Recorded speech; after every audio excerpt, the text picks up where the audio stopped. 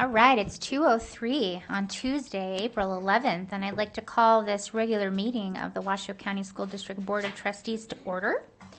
And I would like to invite J.J. Batchelder to please do our roll call. Trustee Church. Here. Trustee Mayberry. Here. Trustee Nicolette. Good afternoon. Trustee Rodriguez. Trustee Rodriguez is excused for a professional obligation. President Smith. Here. Trustee Westlake. Here. Trustee Woodley. Here. Ivy Batmall. Madam President, you have a quorum. Thank you so much. All right, so all of our teams are very important to us, but few teams have been in the spotlight more for their importance than our school police officers. And so I would like to invite Officer Richard Miranda to please lead us in the pledge.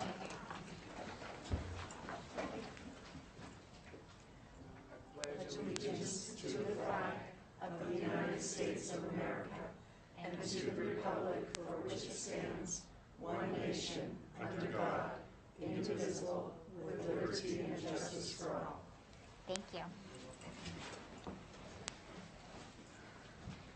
All right, everyone, that closes out our opening items, and we will move on to our second section, which are consent agenda items.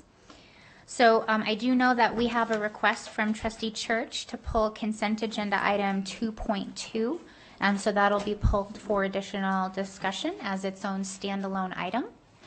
Are there any other requests for individual items to be pulled off of consent? 2.02 or 2.20? Oh, sorry, 2.20. If I flipped that, that was unintentional. It's 2.20. All right, seeing no other items to be pulled off of consent, we'll go ahead and we'll go to general public comment regarding, oh, Alex, did I see? No, okay. So we'll be doing general public comment and discussion for items 2.02 to 2.19 and then 2.21. JJ, do we have public comment for those items? John Eppolito for agenda items 2.04 and 2.05. Thank you very much. Welcome, Mr. Eppolito. Thank you. Nice to be here. John Eppolito on 2.04,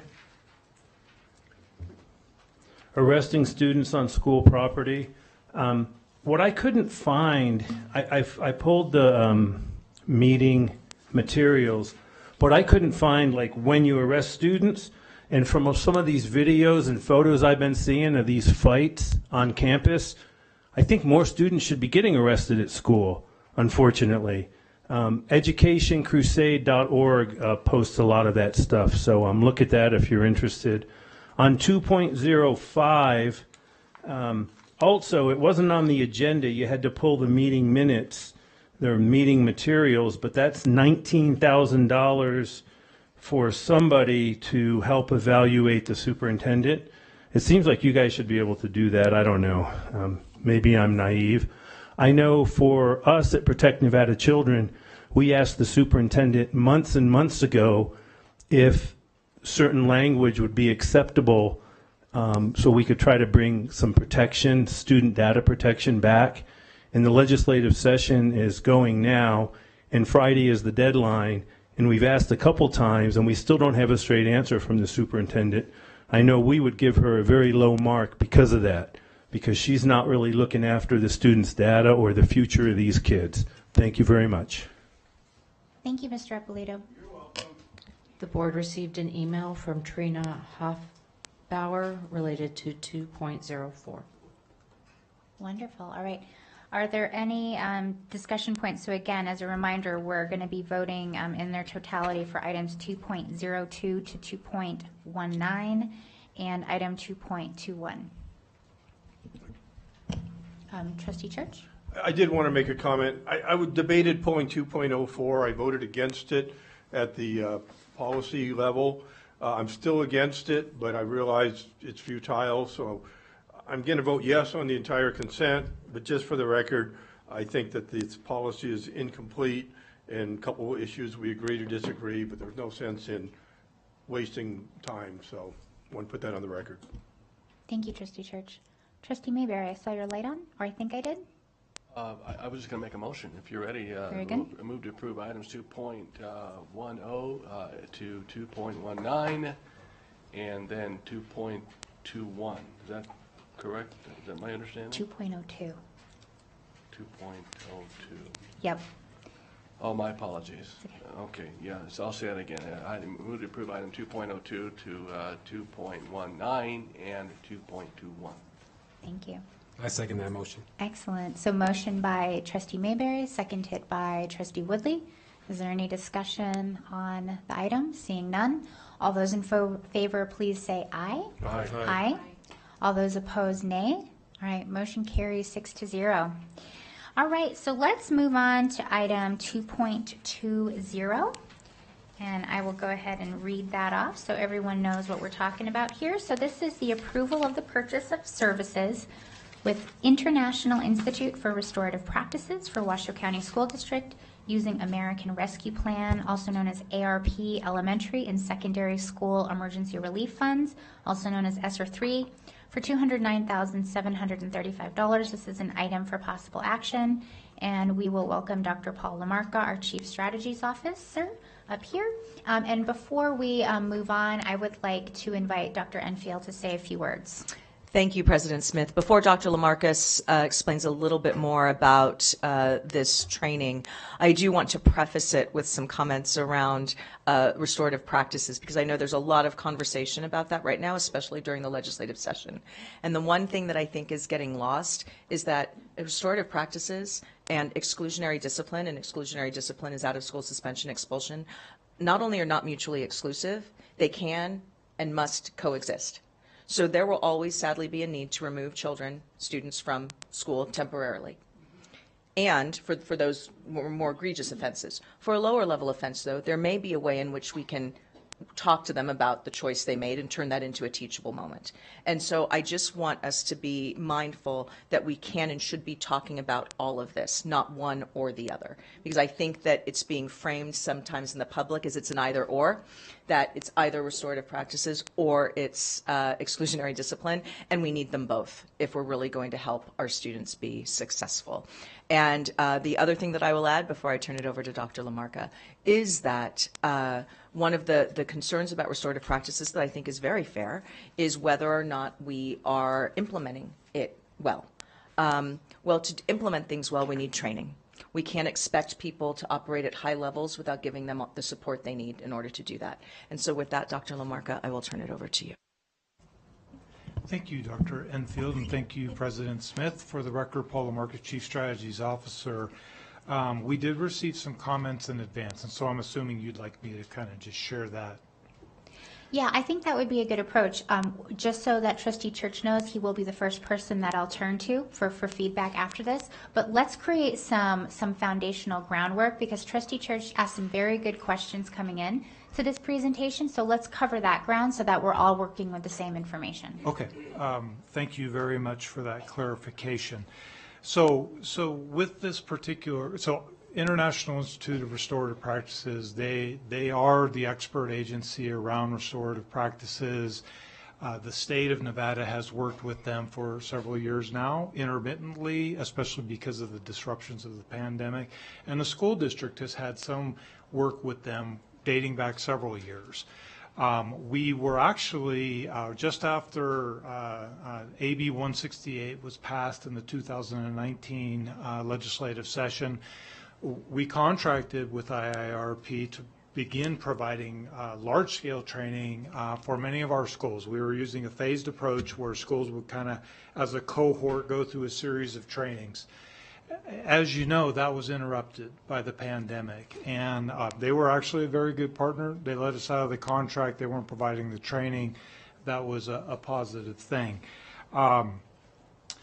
As part of the ESSER 3 application, and I believe there was pieces of ESSER 2 that were also used to in part fund work with IIRP, but as part of the ESSER 3 application, which you saw in July, I think, of 2021, this was part of that package, and the board did approve that unanimously, and I recognize things have changed since that period of time.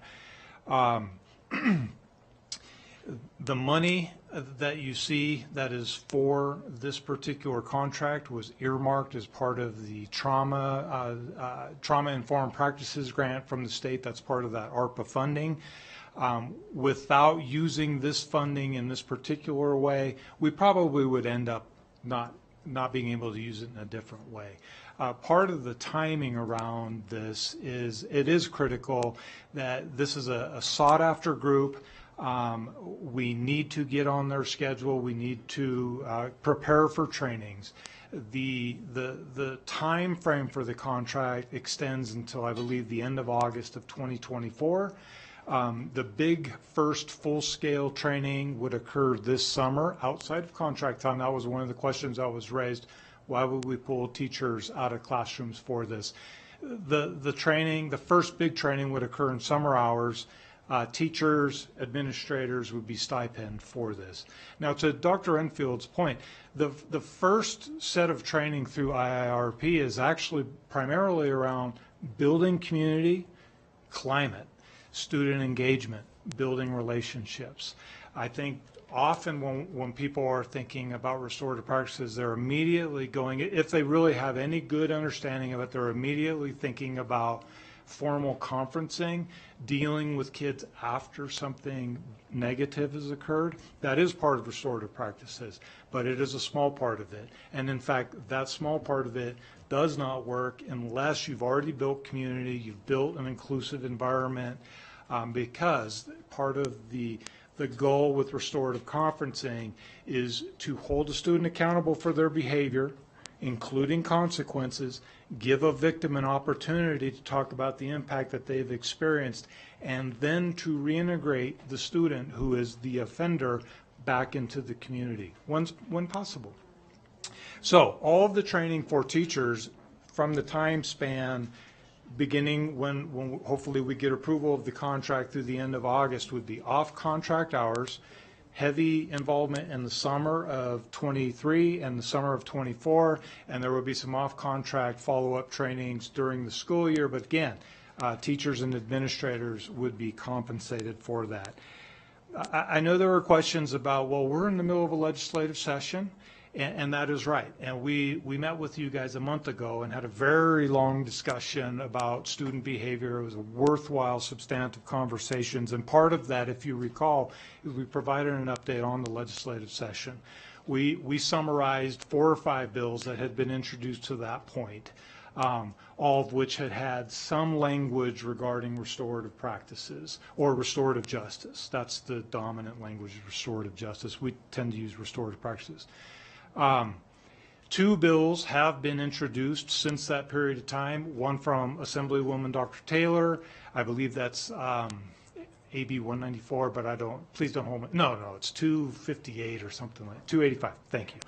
And then, of course, the Safer Schools Act from Governor Lombardo. That's Assembly Bill 330.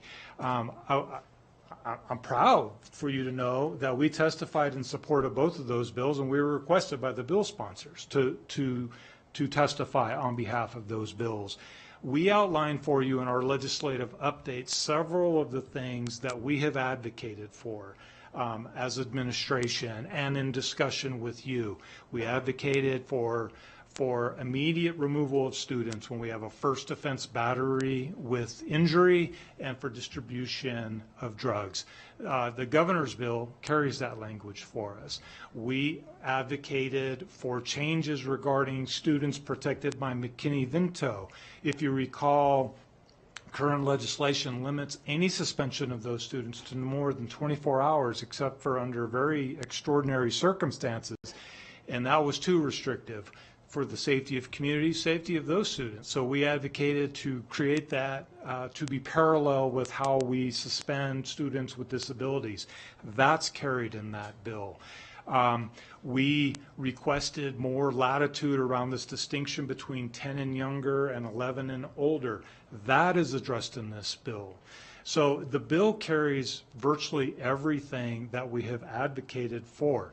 What the bill doesn't do is eliminate restorative practices. That bill still requires the state to have a restorative justice plan. It doesn't require it any longer to have a restorative justice framework that their plan aligns to, but they have to have a restorative justice plan. It still requires districts to have a restorative justice plan, and that bill has actually introduced new language that requires, and this was part of what we advocated and we shared with you in March as well, it requires that if a student is removed, and this is again to Dr. Enfield's point where these things work together, that a plan has to be built as a student transitions back based on restorative practices to best support that student's success, because they are going to return. They are going to leave the traditional school, they are going to go to an alternative school, and they're going to come back, and we need to do the best we can to help them be successful. I bring that to your attention because there are no bills that have been introduced that eliminate restorative practices. We're halfway through the session, so bills have to make it out of committee this week. So the dead date is the 14th, and any bill that doesn't make it out of committee with a vote, it dies. It dies as rule. I suppose there is a remote possibility that something could happen drastically with restorative practices. We have the ability to get out of that contract as long as we haven't provided the services yet. And as I've mentioned, those services will be provided in the summer. So entering into the contract now allows us to be best prepared and to prepare and build the capacity of our teachers moving forward, and it doesn't put us at any risk.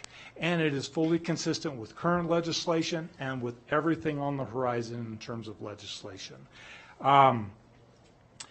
The only other comment I will make is that Dr. Enfield was right on.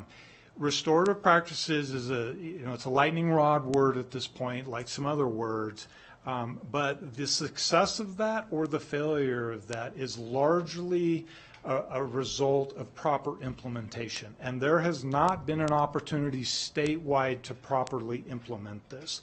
There has not been the training that's required to build capacity of teachers and administrators to carry this out. This is an opportunity to move in that direction. Thank you, Dr. LaMarca, and thank you, President Smith.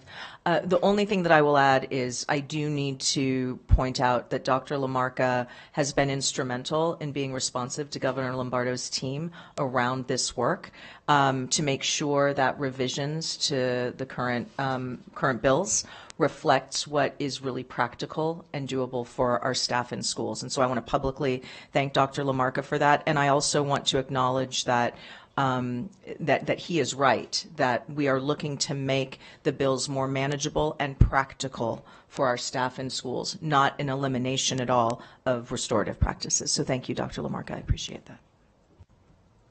Thank you. All right, before we go to public comment, I want to make sure that Trustee Church is able to go first. So in keeping with our standard approach, let's do clarifying questions and explore anything that you would like some more information on before we go to public comment, and then we can have more of a substantive conversation. But I want to make sure you go first.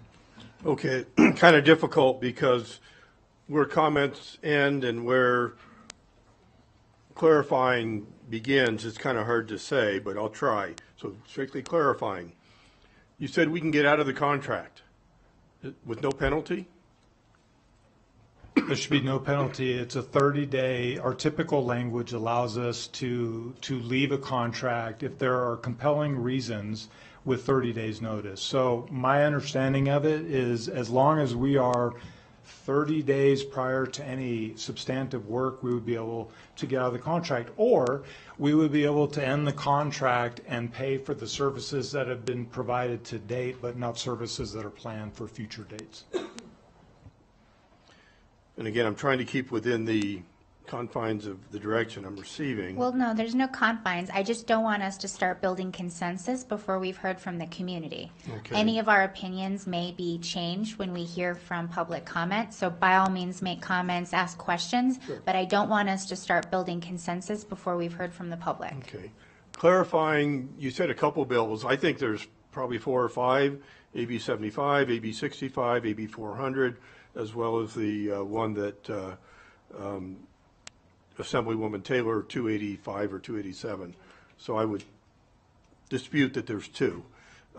Excuse me, if you recall, what I said is that in March, we covered, I think, 5 bills, and that since then 2 have been added. So 6 or 7 bills are active right now that address this. And then whatever survives after April 14th, passed by committee, or correct me if I'm wrong, or by exemption, or then could be modified. We don't know. We have no idea what those are going to, when the meat grinder is done, clarifying, we have no idea what those are going to say. Yes, that's true. So when a bill is heard, there's a hearing and there's presentation, and typically there's a summary of bill content. And then often what happens is people will talk about specific pieces of language. This is a hotly disputed item, but I would suggest to you that, and we have been surveilling the legislature and attending hearings, the dominant perspective is that we cannot lose restorative practices. It's not that restorative practices needs to go, and I'm evidencing that by the bills that have been introduced, including the governor's bill. Okay, let me clarify that. There are those of us, including myself, that dispute that we believe the concept is a failed theory. Do we not have a place at the table to have that belief? You absolutely have a place at the table to have that belief, but my responsibility in part as an administrator is to make sure that we are following law and that we are preparing our teachers and our administrators to follow law. Right now, restorative practices is part of the law. We do think, as Dr. Enfield commented, that this is a set of practices that can work and must work and should work in combination with some exclusionary practices, things that we do know are occurring in our building, and we support that. So yes, there's a seat at the table, absolutely, but I'm telling you, the discussions that we've had, it does not appear that there's going to be substantive change with that. And then I couldn't find the exact wording, but to clarify, somewhere in the staff report, it's stated to the effect that if we don't approve this, we could not comply with the law. Are you aware of that, what I'm paraphrasing? Yes, yeah. The law mandates restorative practices. There was an interruption of the implementation of restorative practices due to the pandemic. So, for example, you may recall, I believe you were a trustee at the time, but the state actually kind of sweeped some funding that had been provided for SEED, social, emotional, and academic development, which funded some of the things that we're talking about right now. So the state ceded that they're pulling back on the implementation, but they're not any longer. So if we are to comply with the law, and if we're to do the best for students and teachers to create safe environments, it is in our best interest to train them properly. To clarify that, in our best interests. But if we vote no, let's just suppose we vote no. It's not absolute that we're in violation of the law. I mean, that statement that was in there, I think, was overstated. Would you agree with that? That saying we're in violation, we have to approve this would not be accurate. Dr. LaMarca, thank you, Trustee. Let me offer some clarification. I don't know if this will do it. I think what you're saying is if we don't do this, are we technically in violation of the law by not passing the contract? I don't believe that by not passing the contract we are. However, we are putting ourselves in deep jeopardy by not complying with the law if our staff is not able and equipped to implement restorative practices responsibly and doing it well. And I have a lot of statements and comments, but I'll hold those in reserve. All right, seeing no other lights, let's move on to public comment. Thank you very much, Dr. LaMarca. James Benton. Hi, Mr. Benton. You get to be first up. Welcome. You're the warm-up act. I get to be the first person on the hot seat. Good afternoon. It's a pleasure to be here. and discuss this issue. Many of us have disagree with discipline in the schools, how it's been going.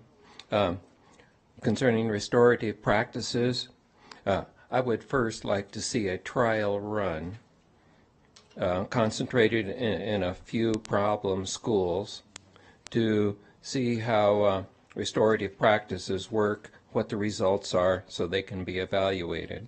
At this time, I'd like to see this contract held in abeyance until after the school year, when you can get more results on discipline issues, how to correct them.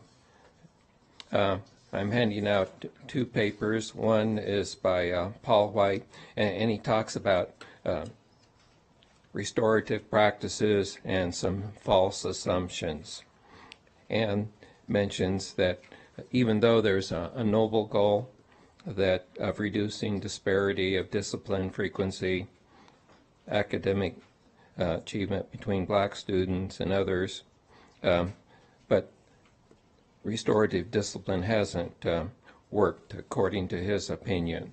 So we should at least take a look and evaluate that. He talks about two assumptions.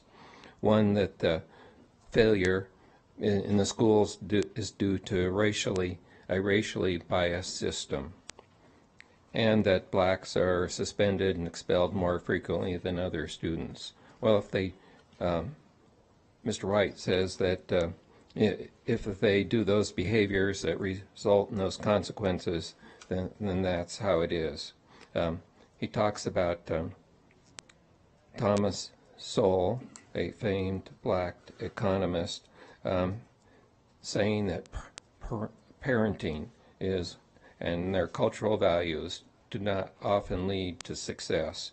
But there are many examples of black students that are overachievers and academic, talented, and have made big achievements.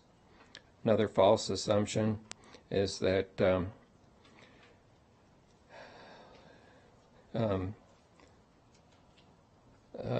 let's see, lowering standards for behavior in academics will assist in achieving the above stated goals of this system.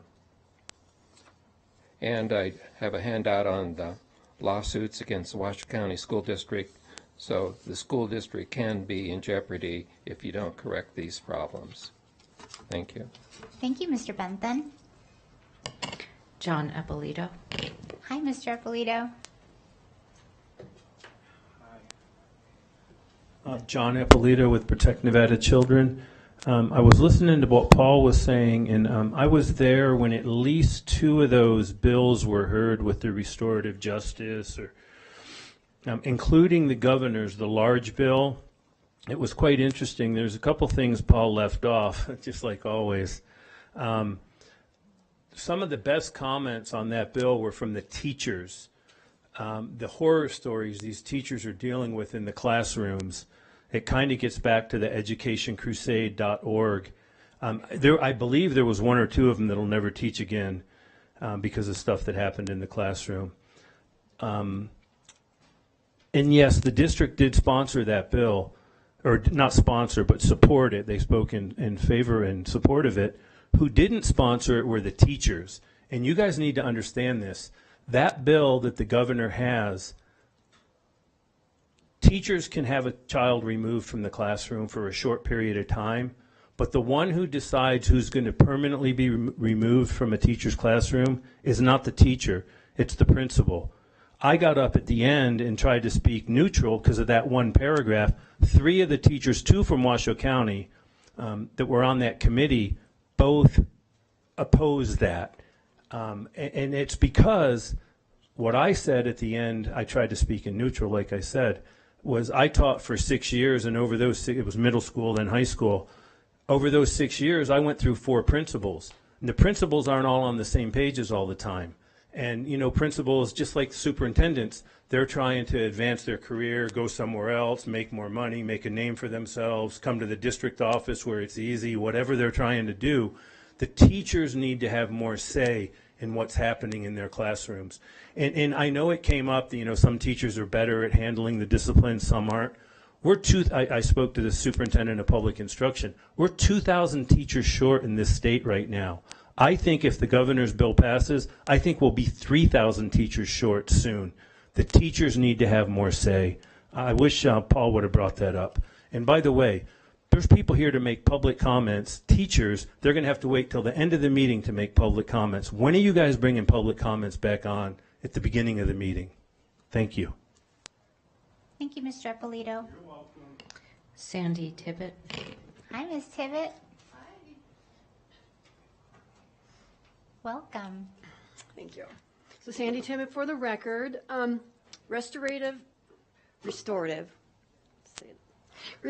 practice is a soft approach to classroom management, and it teaches a child absolutely nothing about real life skills required to navigate through adult life successfully. I mean, a supervisor at work is not going to consider an employer's or employee's social injustices before firing them for being late to work for the 100th time or for being a no-call, no-show. An employee is hired to make the employer money, and the consequences for the employee not following through with their commitment to the employer is to fire them. So consequences, right? Restorative practice is an experiment. That implies students are broken and they need to be fixed from the social injustices inflicted upon them by being born into a broken community. And these broken students and communities will be saved by their academic teachers who now identify as glorified social workers, because that's what you're doing to them. As per NRS Code 392.472, restorative justice practice, whatever you want to call it, means non-punitive intervention and support provided by the school to a pupil to improve the behavior of the pupil and remedy any harm caused by the pupil. Translation: the offending student will not be held accountable for their bad behavior and will not be taught right from wrong. That's what you guys are doing right now. That's your restorative practices, right? This is the discipline model that feeds into the school to prison pipeline at a much larger rate than the previous zero tolerance policy, right? That's proven. Restorative practice is a failure as evidenced by the increasing number of violent incidences against staff and students in our schools in the last 9 months. I mean, Dilworth, Spanish Springs, North Valleys, Hug, and Worcester, just to name a few. Washoe County schools are broken, not the Washoe County community. And the blame lies with the school leadership, not with the families of the misbehaving students, like you think to point out, you blame the family, the parenting. The superintendent, board of trustees, and their policies have failed. They are complicit to the violence and disruptive behavior due to their inaction to enforce the laws. And changing the language from restorative justice to restorative practices does not make the policy any more effective. It is still a pig wearing lipstick. The International Institute Restorative Practices is in the business to indoctrinate and weaponize teachers to be social justice warriors who experiment on children with broken restorative ideology.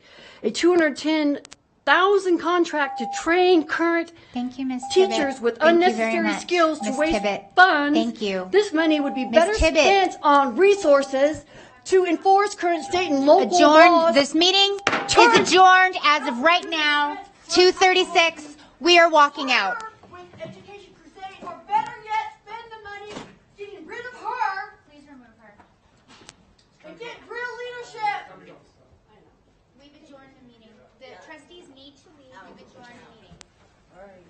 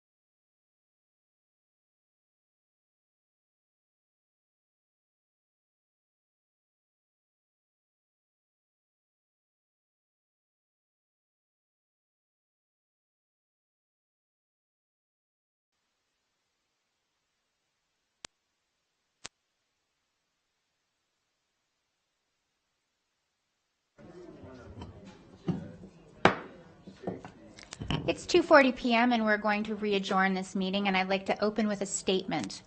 This is a reminder that this is a business meeting of the Washoe County School Board of Trustees that the public is invited to and is very much a welcome participant with. We treat everyone with respect and we expect decorum.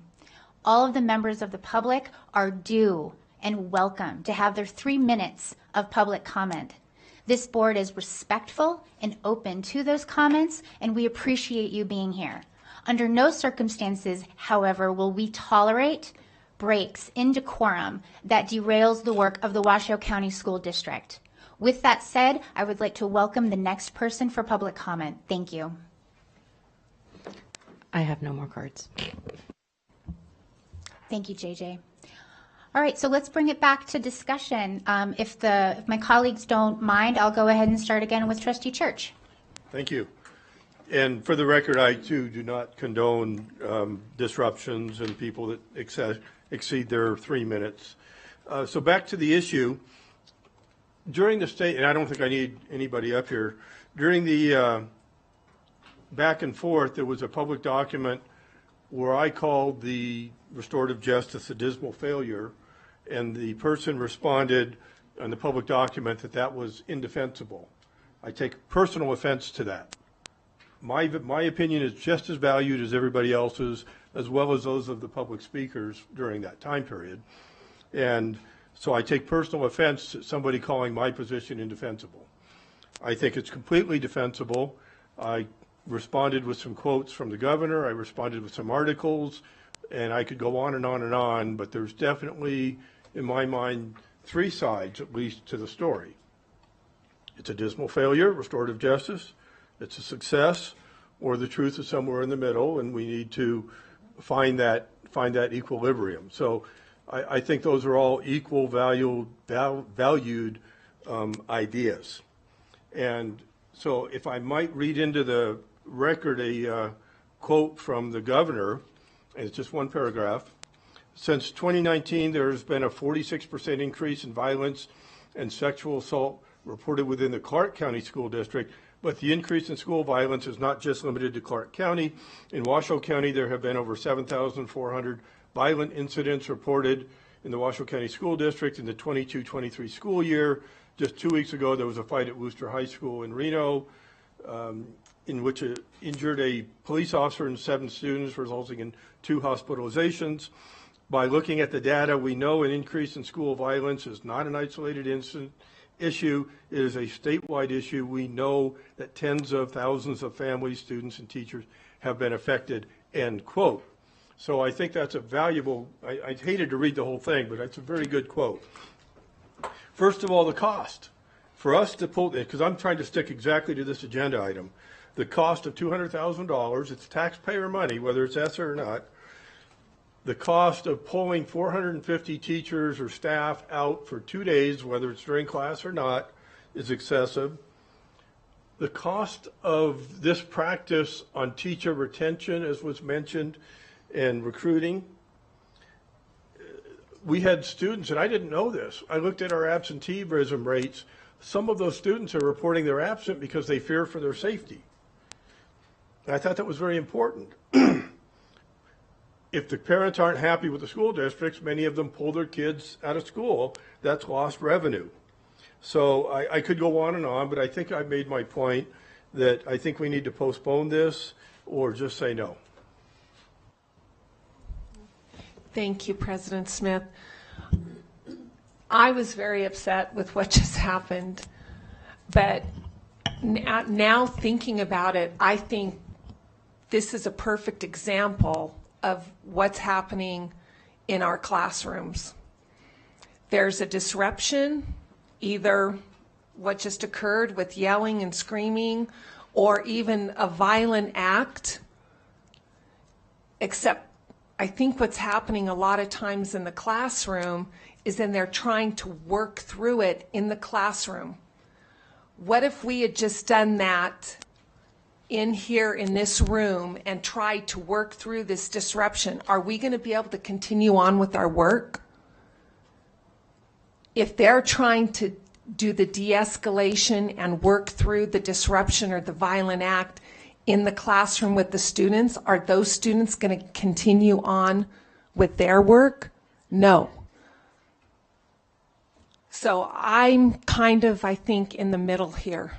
I don't think we can do something properly without the education and the training. But I think what also has to happen on the other end, and I kind of think the public would feel more comfortable with this, if there is a threat, it is removed.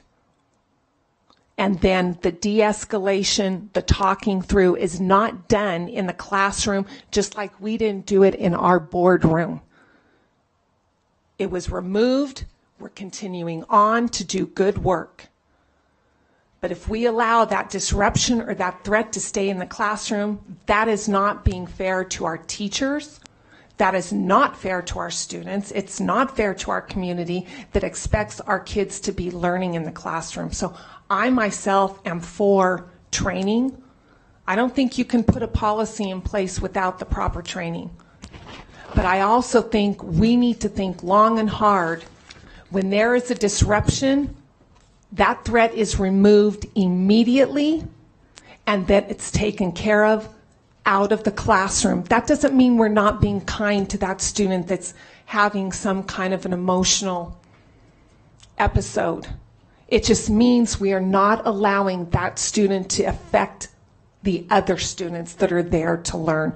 So as a board, I would ask that we please get something in place for that. And we don't tolerate disruptions. Why should the teacher be subject to it when we're not going to allow ourselves to be subject to it? And we're adults. Other kids are watching this. Other kids are learning from this. Other kids are being traumatized by this. That disruption needs to be removed. Thank you. Thank you, Trustee Westlake. I see lights over here too. As a very quick point, it's not in this agenda item, but this is also why we're doing the very important work with the behavior manual and the discipline matrix. I will very quickly add my voice that I find it very hard to judge something when we have not properly trained on it, and I will reserve my judgment until after we've actually done any sort of training or attempts at implementing with fidelity. With that said, I'll move on to Trustee Mayberry, Vice President Nicolette, and then Trustee Woodley. Thank you, Madam President. Dr. Lamarca, this is for you.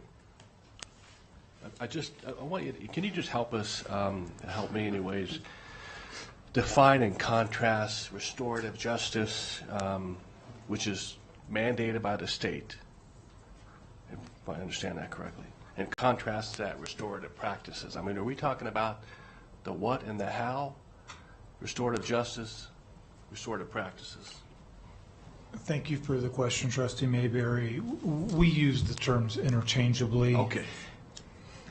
It really is referring to a set of strategies and practices that can be used to build community, to address behavior, to increase student engagement, to reintegrate students, and I do hope that we have an opportunity to provide you more information around what restorative practices are at a time more fitting.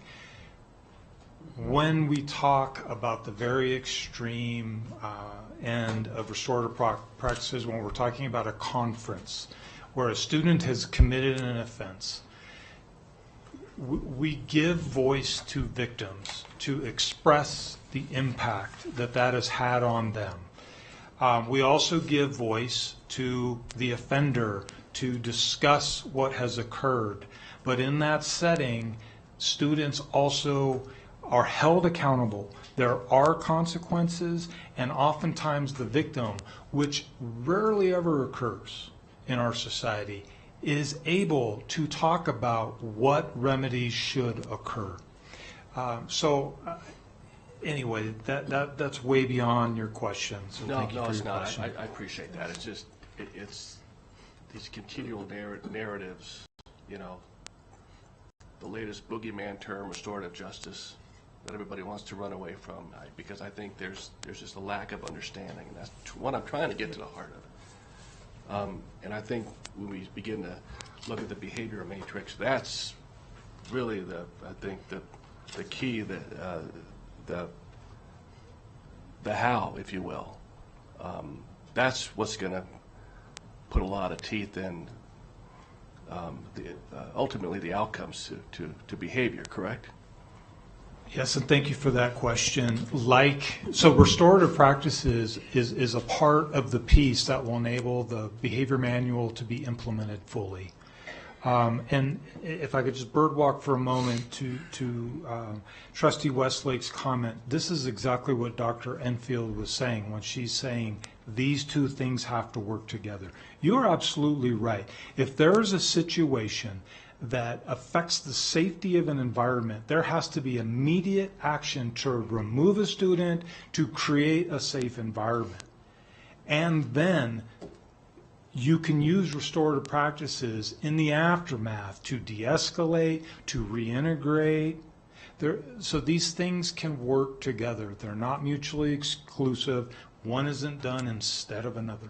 Yeah. Thank you. Mm-hmm. Thank you, Dr. Lamarca. I want to make a few comments, and it's laced with experience, firsthand experience. Absolutely, restorative practices and exclusion go hand in hand. There is no doubt about it. I want to remind us about the word discipline. It means disciple, which means teacher. That's ultimately what our job is to teach students, no matter what the situation is. Some are definitely more difficult than others. I've had 4 occasions to experience restorative practices firsthand. In 2 of the cases, the student was brought to the principal's office, and this is how it happened. The principal asked me. It was an elementary school and a middle school, and in both cases, the principal asked me if I would like to stay. And I said I absolutely would. I was trying to understand all my reading with restorative practices and things that I'd heard. And so I said I would if it's okay with the student. So the first thing the principal did was ask the student if it was okay if Trustee Diane Nicolette was allowed to stay. And, you know, the elementary school student didn't really quite understand what that would mean. And I said, look, I'm here to learn. I'm a student right now. I'm a gray-haired, older lady student, but I'm here to learn. And so the student said yes. The middle school student, there were 2 of them at the time, both said yes, absolutely. They were very comfortable with that, which was very cool.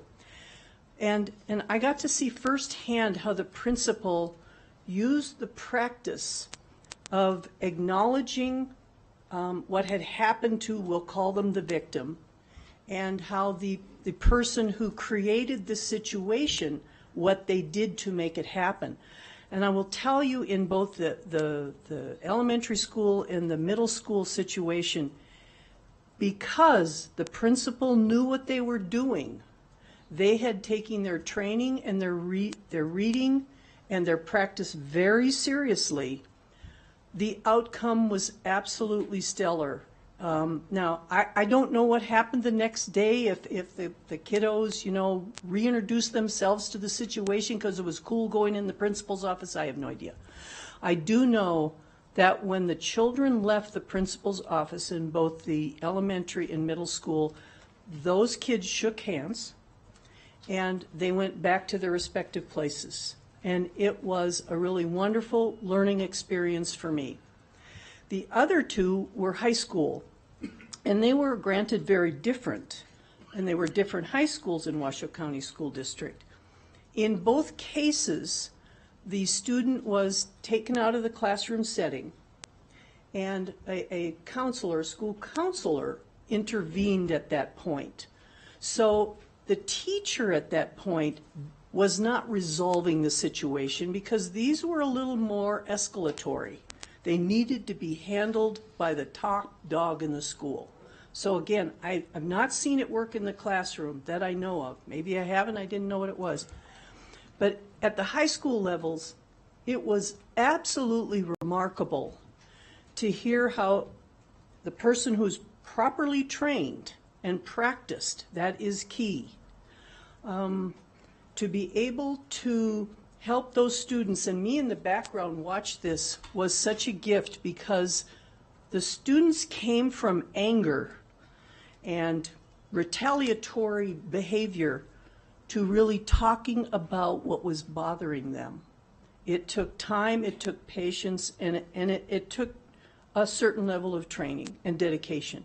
And it was absolutely beautiful. And I will tell you, in listening to testimony in this legislative session, I have heard both sides of this story.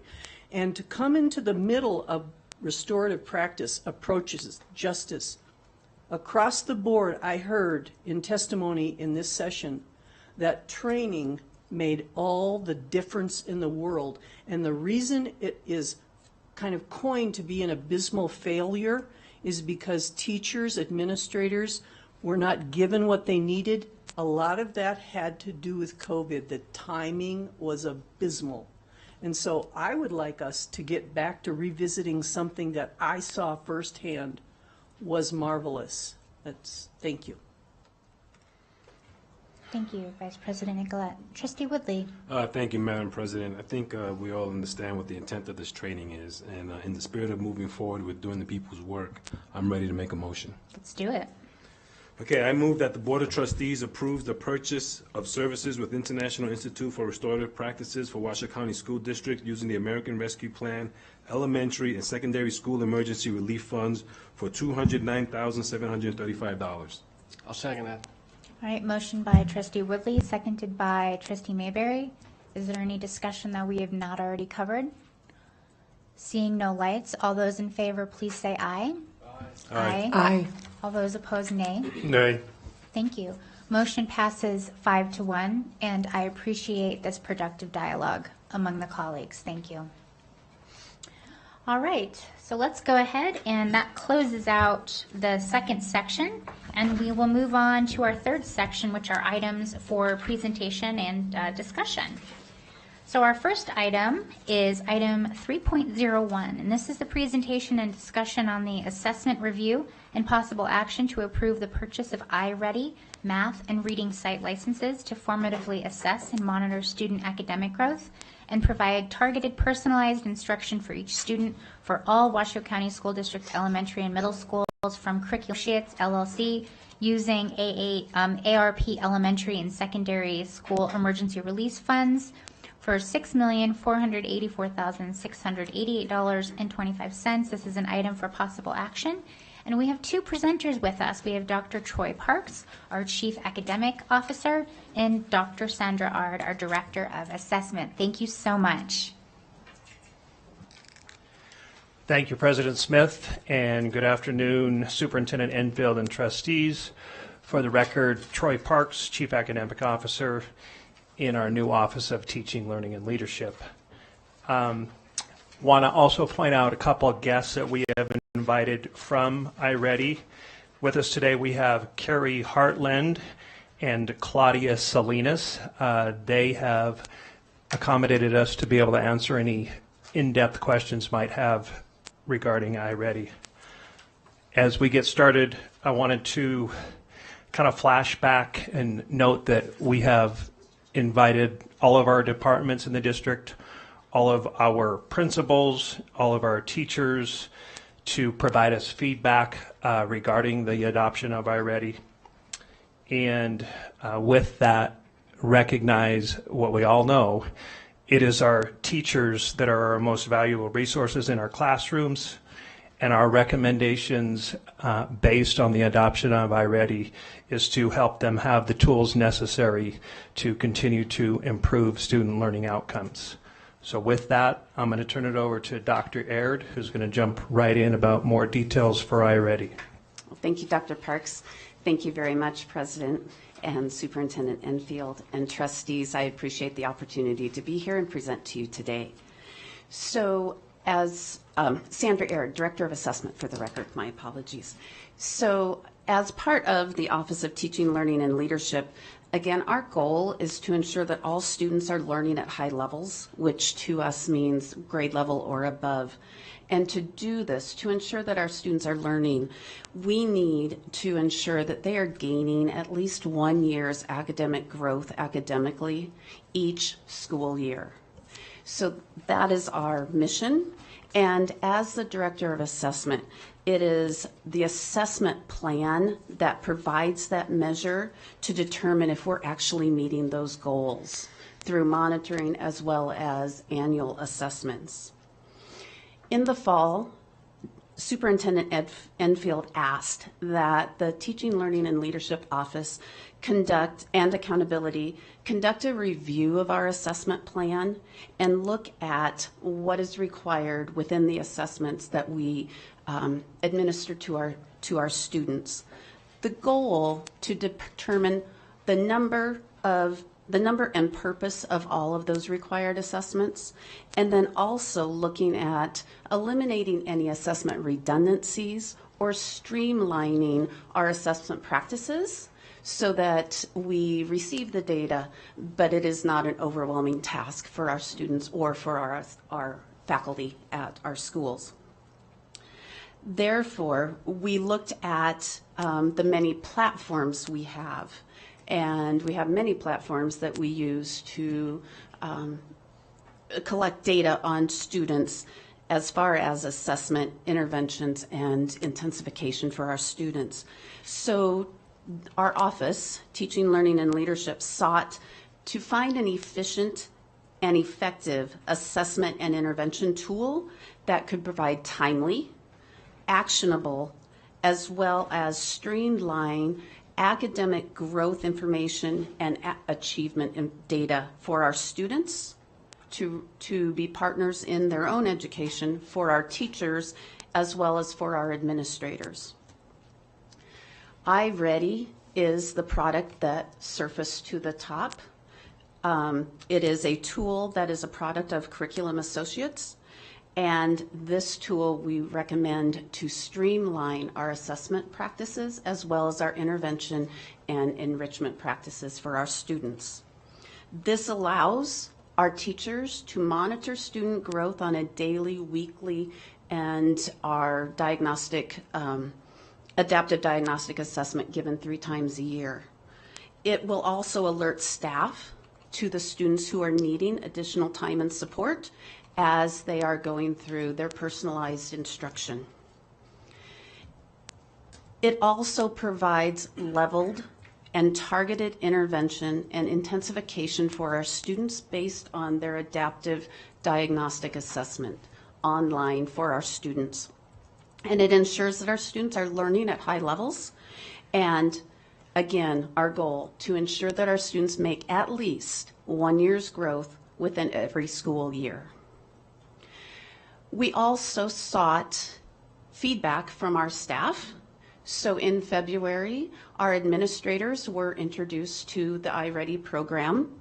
And in March, during our Professional Learning Day, on March 13th, our staff in middle school and elementary school were all introduced to the program as well. We did ask for we asked for our staff to complete survey so that we could look at their feelings towards iReady as a tool. Our staff indicated that the diagnostic assessment tool was very interesting and something they wanted to pursue, as well as the personalized learning option online and the progress monitoring. Those are 3 elements or components of the program that rose to the top of interest for our staff. We did have some concerns, and we are looking at those concerns very seriously. Professional learning opportunities. This was something that the staff wanted to make sure that teachers and administrators knew how to use the program, how to talk to parents about the program, and how to partner our students in their own learning through the program. Frequently commented from our administrators was again that remember that the teachers are the most valuable resource in every classroom, and that no online program can take the place of our teachers. Although they were interested in the online learning, they don't want it to take over that explicit education that the teachers provide. So our recommendation for Washoe County is to adopt the iReady program for the next 3 years as presented in the board documents. So thank you. President Smith. Thank you, President Smith. Thank you, Sandy, very much. Thank you, Dr. Parks. I do just want to point out a couple of things that I know that there were questions about iReady being approved by the state of Nevada. It is. Other districts in the state use iReady, so it's not unique to us. And I really appreciate, boy, Sandy's paying attention, that our students make at least 1 year's worth of growth annually. Like, I don't know how, day doesn't go by that I don't say that. So I love it when we're speaking like a team. But thank you for that. I do think it's also very important to note that I am deeply mindful of the workload that our teachers and staff in our schools are facing. And to introduce a system like this that is new couldn't come in addition to everything we were already doing. And so I would like to direct the trustees' attention to this handout. And I also want to point out Trustee Mayberry, because I think I had been here all of a week or two when you raised concerns around district finals. And you will see that the district finals, algebra, geometry, are being discontinued, along with our common assessments, writing tasks, our map reading growth. So I think it's very important that, to Sandy's point, we are streamlining and trying to create a more cohesive system that provides our teachers and our students with good knowledge about where they are over the course of the year in their learning. But more importantly, I also think, given our work session conversation earlier, this presents an incredible opportunity for us to, I think, better team with our families to help them understand their child's progress and what these assessments really mean. I think for too long, assessments have been a black box for families. We need to unpack that and make it real and make it actionable, and also be able to say, here's where your child is now, and here's what we're going to do to help them make progress. And we don't wait till the end of the year for that conversation. We'll get to have that conversation throughout the year. So I think this is incredibly exciting. I want to thank Trustee Mayberry for raising these issues with me early on so that we could address them. And I want to thank our assessment team and Dr. Parks for bringing it forward. Thank you very much. There's some exciting things here. I'd like to first start with Trustee Woodley. Oh, sorry. He got you. I caught you. All right. So I see that we do have public comment. Are there any items for clarification or anything like that that may affect the members of the community and the feedback that they offer? Yes. Go ahead. Thank you. Yeah, this is admittedly way over my head. And I get a lot of comments from constituents, oh, $6 million, my goal is quality of education. And so I am not going to micromanage the decision of the superintendent on something like this, because that is definitely her area of expertise. So if you could just clarify, you're saying that this program will help us do better, score better. That's what I'm hearing. And then is this K through 12?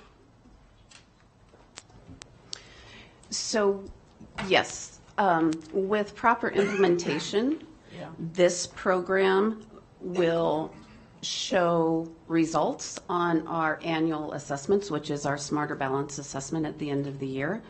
Again, it's with proper training of our teachers, proper implementation, and monitoring our students throughout the year, and giving our students feedback, and, as Dr. Enfield had said, communicating with our families, looking at what the results are showing our students and our families about their progress. And now I forgot the rest of your question. Well, that's okay. And then looking at the Department of Education website for Washoe County, it says our ELL proficiency for Washoe County School District, 50% high school, 26% math proficiency high school. So I know this isn't going to happen overnight. Right. But those are part of what you're saying we hope to see improvement. So, Sorry. I just, yes, we will see improvement over time, but here's the more important thing when we talk about growth and why growth data is so important, Trustee Church, that if I enter 5th grade reading at a 2nd or 3rd grade reading level, and that's identified on the first week of school because I'm assessed, and my teachers have had good training, and they are able to provide some interventions, even, and the research is pretty clear on this, even the best of teachers, and we have many of them in the Washoe County School District, is hard pressed to help a student make more than 2 years worth of growth in 1 year. That's a tall lift. So if I'm coming and reading at a second grade reading level in 5th grade, when it gets to the SBA, I'm still not going to pass that. But I've made 2 years worth of growth, and we keep that up, I'm caught up the next year. So initially, you may not see that change in SBA scores, but we will be able to show that our students are making growth. And I think it's equally important that we point out that for a 5th grader who comes in reading at a 7th grade level, their families and they should expect that they are reading at an 8th grade level coming out of there, right? So this is about moving all of our children forward wherever they meet us in their learning at the start of the school year. May I please add to answer Trustee Church's question as well? Thank you. So it is a K through 8 initiative. What I think we are most excited about is we have often come to you with about all of our work around professional learning communities, and I believe you've heard from our administrators and our teachers that we feel like we're doing a pretty good job there in really having fidelity to professional learning communities. And the concept there is to improve student learning outcomes. With our current assessments, you would have to analyze the results and sit side by side, and I'd be talking to Dr. Aird in our 5th grade classroom and saying, hey, how'd your kids do here? How'd your kids do here? What standard is this assessing? And we'd have to analyze together with our 5th grade team.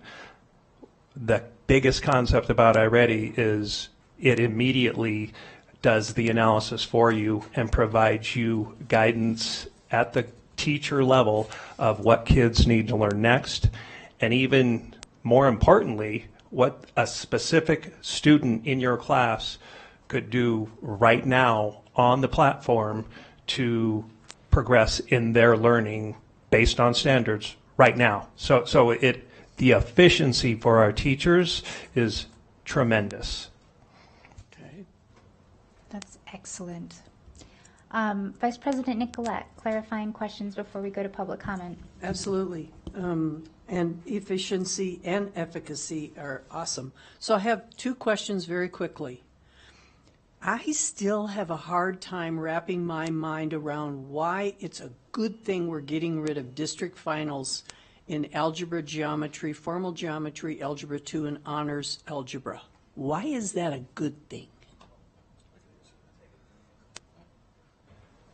So why is that a good thing? I'm going to go out on the thin limbs. While it was extremely well-intended that at district level, we wanted to make sure with fidelity that every student who passed algebra, up geometry, that they had an assessment that we with confidence could say, no, that meets the definition of college and career ready.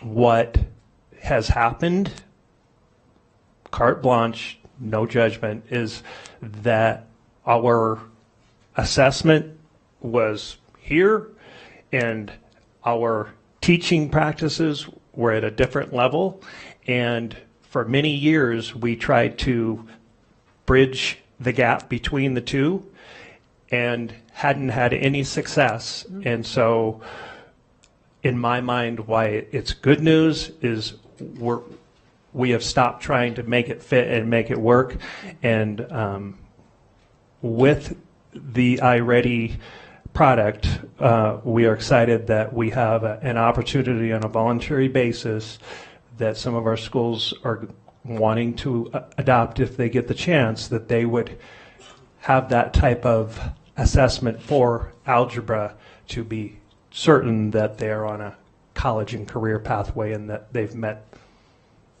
the standards that we expect to be mastered in algebra. Vice President Nicolette, Yes. I've also heard from many teachers who welcome this decision, that they did not feel that that data was helpful and that that assessment was informing their instruction or helping students really understand where they are. And I've heard that from teachers and parents. Okay. I want to be clear, too. Is it true that the state is bringing back end-of-course exams?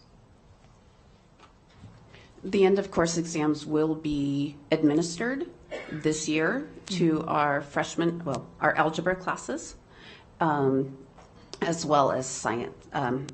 ELA will be administered as well. And so to that point, Vice President, it seemed unnecessarily cruel to be redundant in assessing our students. If end of course exams are coming back, we didn't need to do our own as well. Absolutely. You, Dr. Parks, you use a term that's always kind of a red flag for me. And then I have just one more question, and you don't need to address this right now. This is a complex issue.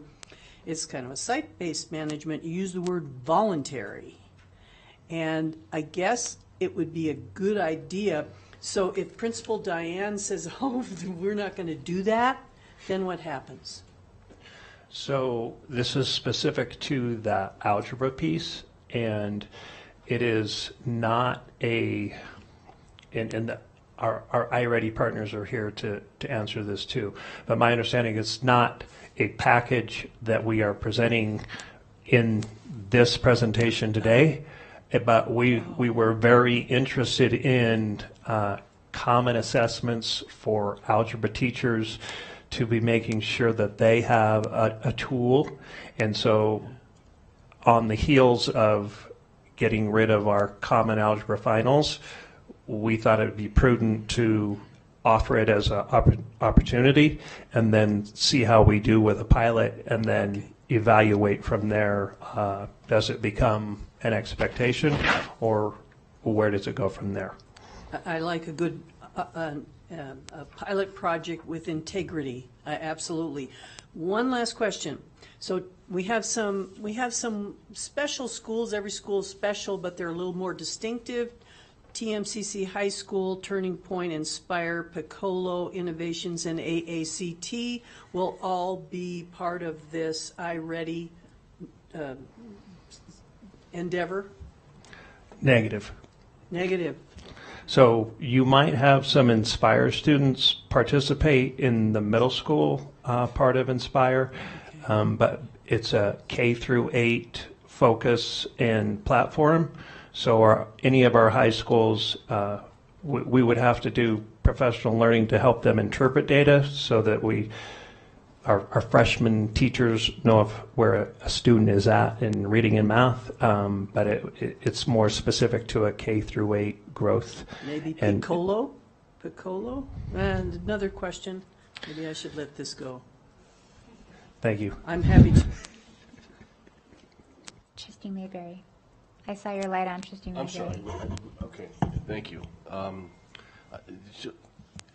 This is a lot. I mean, just to what Trustee Church said, this is a big item. I mean, I can understand why it's a little complicated to understand. It's hard to kind of get your arms around it, but we're not testing students anymore. I mean, we're going to continue to assess our students. I mean, nobody should misunderstand that. And this puts in some measurements so we can track their progress. Let me just, Please. the iReady will be administered 3 times per year. And then the clarifying question I had is whether it's administered twice or, I mean, it varies. I see IEP teams on here. Who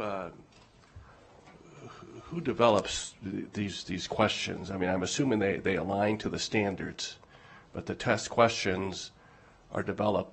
Are they already developed?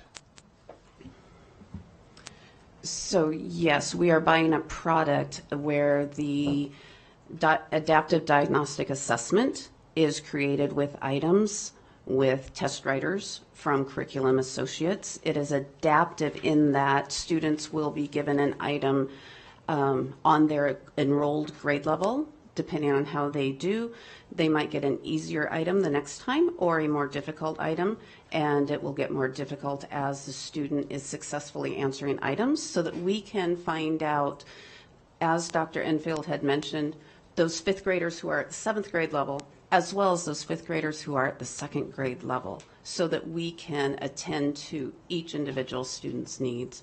So to answer your question, Trustee Mayberry, the Curriculum Associates have created those assessments so they're adaptive with item banks that will help us guide those students. Excellent. JJ, can we invite public comment? Oh, sorry, I apologize. Trustee Westlake. Okay, thank you, Madam President. So I just heard that it's voluntary. So if not all of our schools in the district are utilizing this, how do we know if we're succeeding as a district? Sorry, I think we muddied the waters here. What Dr. Parks was talking about as voluntary was at the high school level. What we are bringing to you tonight is K-8, and that is not voluntary. That will be across the board. Thank you. I think Trustee Church has a clarifying question again. Yes, I'm very confused. This might be a question for OML or something. I must have not done my homework. What does this have to do with not giving algebra geometry tests? I don't see anything. We're not voting on that, right? We're voting on approving a contract for $6 million. I'm in the dark about not giving geometry tests. I can address that. Apologies, Trustee Church. Let me clarify. So in discussions with multiple trustees, one of the questions that came up was around how are we going to streamline assessments across the board, writ large. And you are right to point out that we are talking right now, what we're bringing forward is K-8. However, I thought it was important to present the totality of district level assessments that we are phasing out, right, so that you could see all of it in the context of adding this particular assessment. And as we mentioned at the algebra and what's the other EOC? ELA, that we will have at high school the state end of course assessments. So it would be redundant for us to have our own. We would be assessing students twice then. Is that fair, Sandy? Yeah, I'm a little confused, but again, within the confines of OML and this, I'm very concerned if we're going to, at least I want to know what's going on if we're going to stop doing other testing. Yeah, I think that's how I understood what you were doing. So, but the vote is just going to be on iReady, math, and reading site licenses, and that's it. So, I just kind of taken aback. I didn't. Sure. I don't think if I was, I didn't have my coffee that morning. Yeah. That's okay. I think it's helpful to understand how iReady fits into the larger view of assessments in general so that we can understand the direction that we're going in. All right, JJ, I know I've asked you 2 times, and this time I really mean it. We would like to welcome our public comment for this item. John Eppolito. Hi, Mr. Eppolito. Welcome. My name is John Eppolito. I'm with Protect Nevada Children. I don't think I heard, well, maybe someone said the $6.5 million to Curriculum Associates. Is it too late to educate our students and get them off the screens? I don't know. I'm glad my kids are done, almost done. Most of us older, experienced teachers realize the screens are not near as effective as a strong teacher. It seems like the district could hire 100 teachers for $6.5 million. I don't know. On the meeting materials, only some of the contract with Curriculum Associates is posted, so I don't know who Curriculum Associates shares student data with. There's an article, I'll hand it out in a minute to you guys. Annette Rothman, a pediatric nurse practitioner here at Renowned, who only deals with psychiatric issues in kids. The title of the article is Screen Time Causing Exacerbating Childhood Psychiatric Disorders. Sometimes Ms. Rothman prescribes a week or 2 away from devices. And she's also told me that Washoe County School District policies sometimes interfere with that because the kids have to have their screens to do their work. You guys actually invited her to speak at Damani High School several years ago when there were about 5 or 6 deaths in a short period of time. As soon as Ms. Rothman said something like this, quote, I get so frustrated with Washoe County School District because I keep asking them for research showing online learning improves student performance, and I haven't gotten anything yet. Immediately after she said that, the district told Ms. Rothman and the audience, quote, "We're almost out of time. One more question." A few years ago, one of your own teachers told me something like this. I mentioned it more than once here. Quote, "If it wasn't for all these screens in our classroom, we wouldn't need so many school psychologists." I don't think it's quite that simple, but I think she had a good point. And you guys just keep spending more and more and more getting kids in front of the screens, getting kids hooked on the screens. Elementary school kids are watching pornography on their school-issued devices. And it's like it doesn't connect with you guys. I know some of you understand it, but I don't know what the problem is. I got off my script, so I'm going to run out of time. By high school, the kids know the online classes are a joke. That's why we didn't let any of our kids do online classes in high school. The SBAC test, there's bills in Carson City right now. I don't know where your lobbyist is. There's one good one to reduce the number of tests. And that end-of-course exam, those 4 exams, when they first came out, they were designed so that kids would pass 4 exams. Now they just have to take them. Thank you so much. You're I welcome. appreciate it. That's all I have on this item. Thank you. On the topic of technology, it's related to this. Do we have a plan in place to make sure that all of the technology equipment we have in the schools is able to run the program? I know we hear a lot about the age of equipment, but are we also technically prepared to roll out this very important and very expensive product? Yes, thank you, President Smith. We did take that into consideration, and we did work with IT. And as a tech-rich district, we have 80% ratio to our students that we have laptops for. And we can get more details, but my understanding is that 100% of those are within the last 5 years. So we feel well positioned to be ready to implement this in the fall, and we will be ready. Can I add? We will ensure school by school that every school has the devices that they need in order for this to be successful. I want to state that publicly. That is on all of us as a team, and we will find out from every school what their specific needs are and meet them so that this can be successful for our students. Thank you. One other thing that I do want to share about the assessments is there's a few things that came to me when I first joined the board.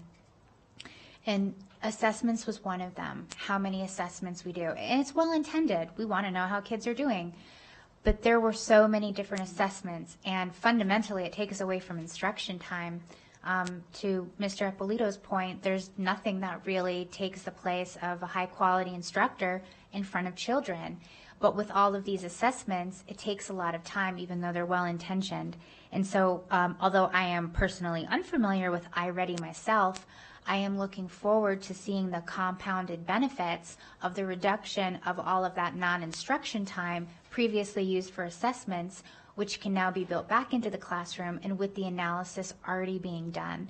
So I do believe that this is something that will build on itself, and I look forward for us to closely track the results and to see how this develops for the district. So I'm in support of this. Trustee Westlake and then Trustee Mayberry, and let's start maybe making our way over because I'm feeling the consensus around this. Okay. Thank you, President Smith. I don't know if either of you can answer this, but approximately how much time are we talking about a child being in front of a screen? Because I too have concerns about that.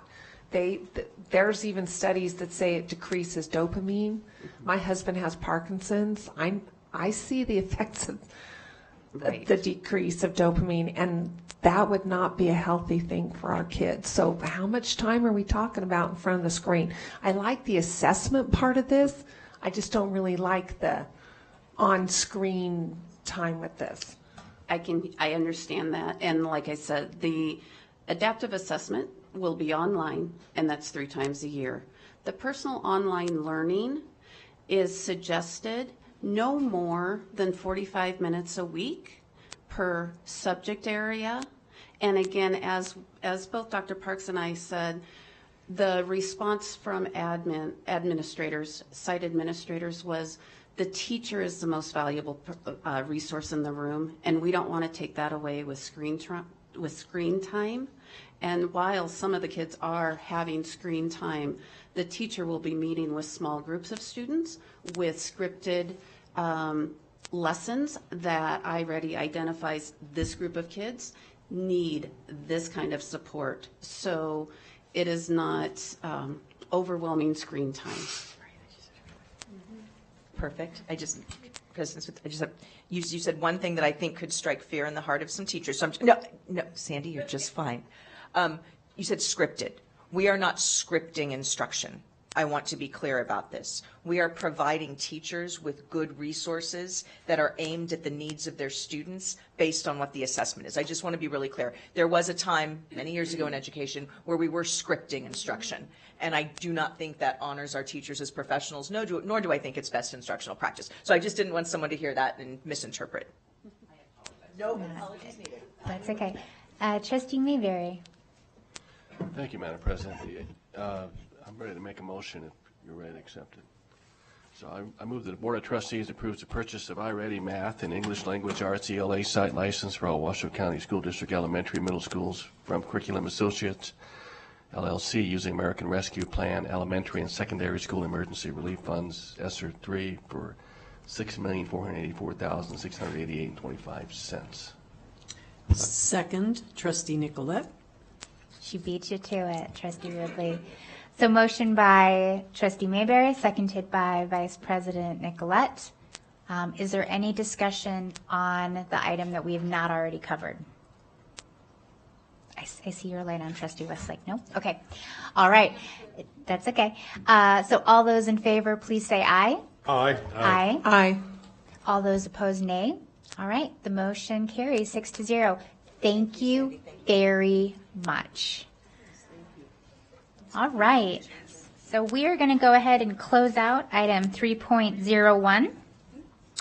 And 3.02 will be a presentation and discussion on the progress and schedule of the district-wide strategic planning process conducted by Performance Fact, Inc.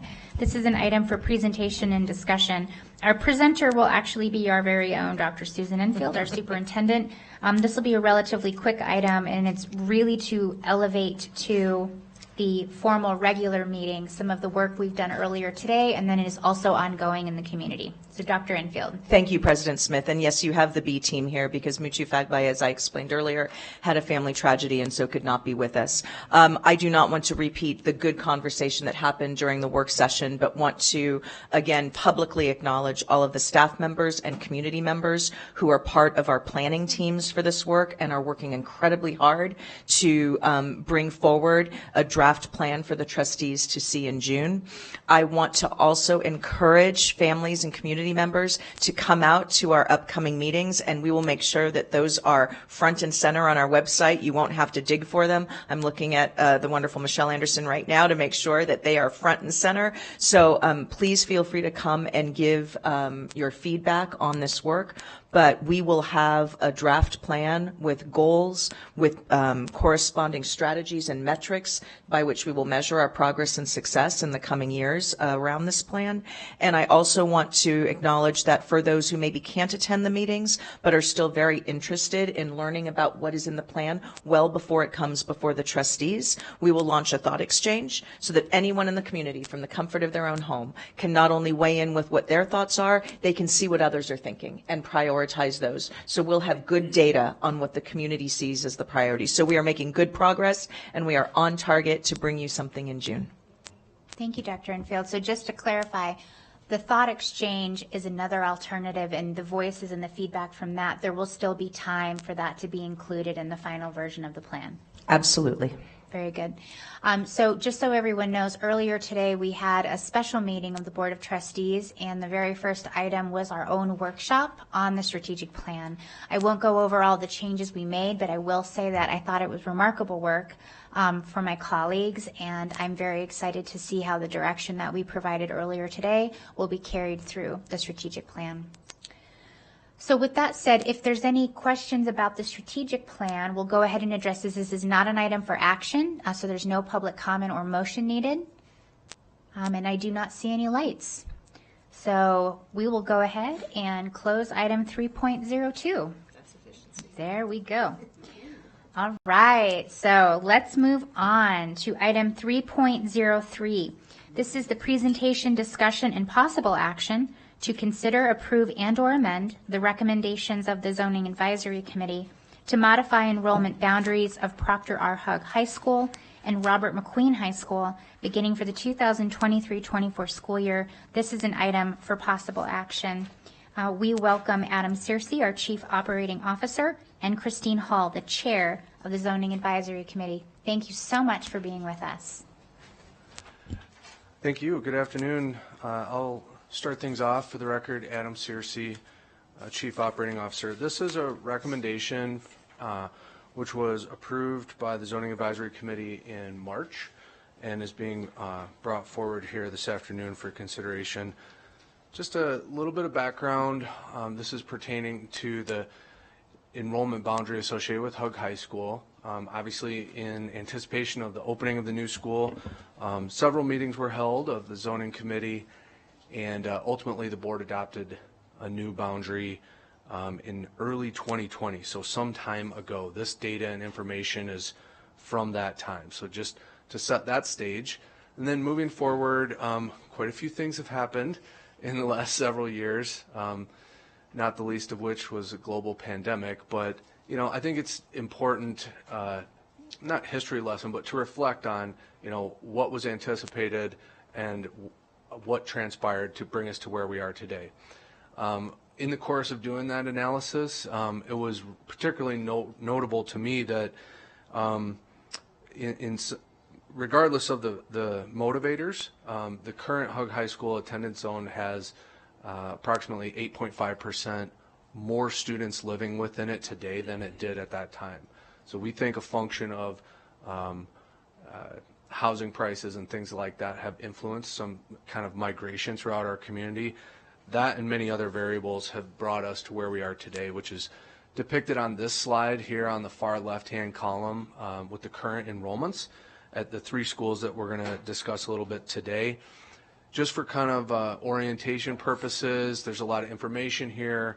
Obviously, the current enrollment as of October 2022, you can see the maximum capacity on the left-hand column, and then that temporary capacity. We always acknowledge the temporary capacity of portable classrooms, but we do not count that and in the percentage figures to the right. These are temporary facilities for classrooms. They do not address cafeteria or theater or gymnasium or parking spaces, so we don't count them in our permanent capacity.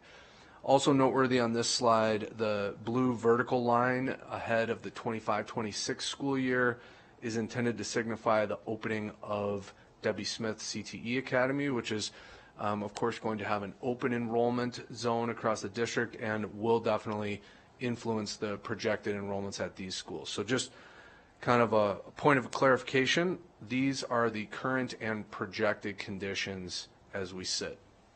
This slide, again, an orientation. These are our current enrollment boundaries. If you haven't seen our maps before, we've got the blue lines depicting the elementary school boundaries, the colors depicting the middle school enrollment zones, and kind of the gold lines you can see tracing along McCarran and Virginia Street, illustrating the current high school enrollment boundaries. Also of note on this slide, I want to point out that in the center of the slide, the DSCTA, that's the future Debbie Smith Career and Technical Academy, relative to the Hug High School star over to the east. I think it's notable as we continue with this conversation to envision the former Hug High School campus's proximity to the area we're going to be discussing, as opposed to its current location. So those are the existing conditions. A little bit of a narrative about what's proposed before us here today. The high school is experiencing short-term overcrowding. However, this is really part of a larger picture. The Clayton Middle School actually split feeds three different high schools today. And that's something that the zoning advisory has talked about and considered addressing several different instances over the last few years and has basically either been interrupted by pandemics or other more urgent needs, new schools, et cetera. But this is a long-standing sort of area for improvement, in addition to the need for that short-term overcrowding in 23-24. I'm realizing that we didn't script in some more committee slides to this evening. I apologize for that. You keep going. I know that there's some history on the committee's interest in this area. I didn't know if now would be a good time to interject that.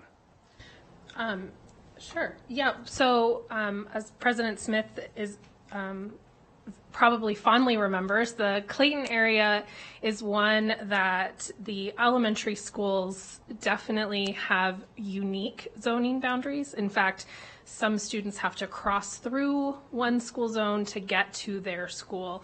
It's definitely been an area that we have always intended to get to, but as Adam mentioned, we've had a lot of other things come up, and so it's gotten pushed. This got brought to us as a really good opportunity to start that process, and to do it maybe a little slower than one big fell swoop of elementary, middle, and a high school big change.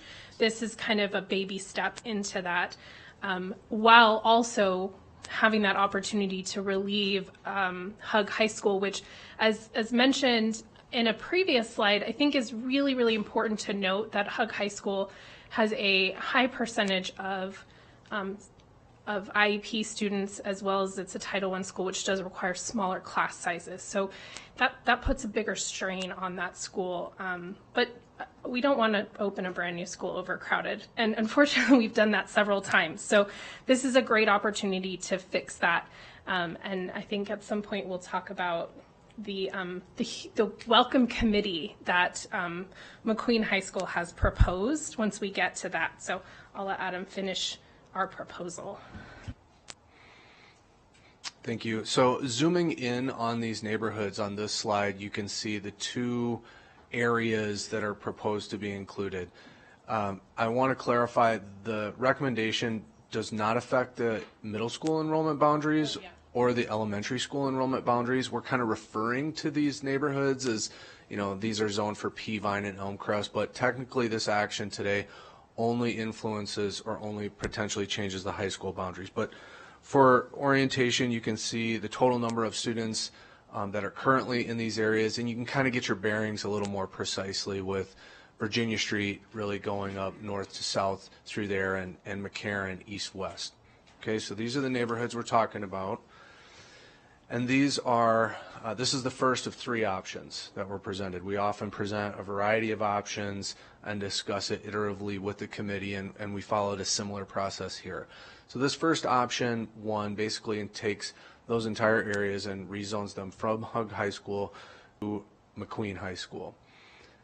So one thing that this will do is improve the vertical alignment.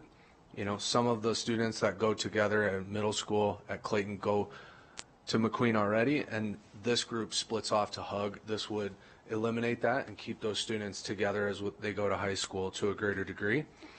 I kind of alluded to number two, the geographic proximity, that the historical location of Hug was closer to this neighborhood. Now moving the school 2 miles to the east really does kind of increase the support for this type of a change. And then, of course, the recommendation for this to go into effect 23-24 is in part to relieve that short-term overcrowding that Hug High School is experiencing. So the graphic on the bottom depicts those projections, the enrollment numbers that would be anticipated with this change.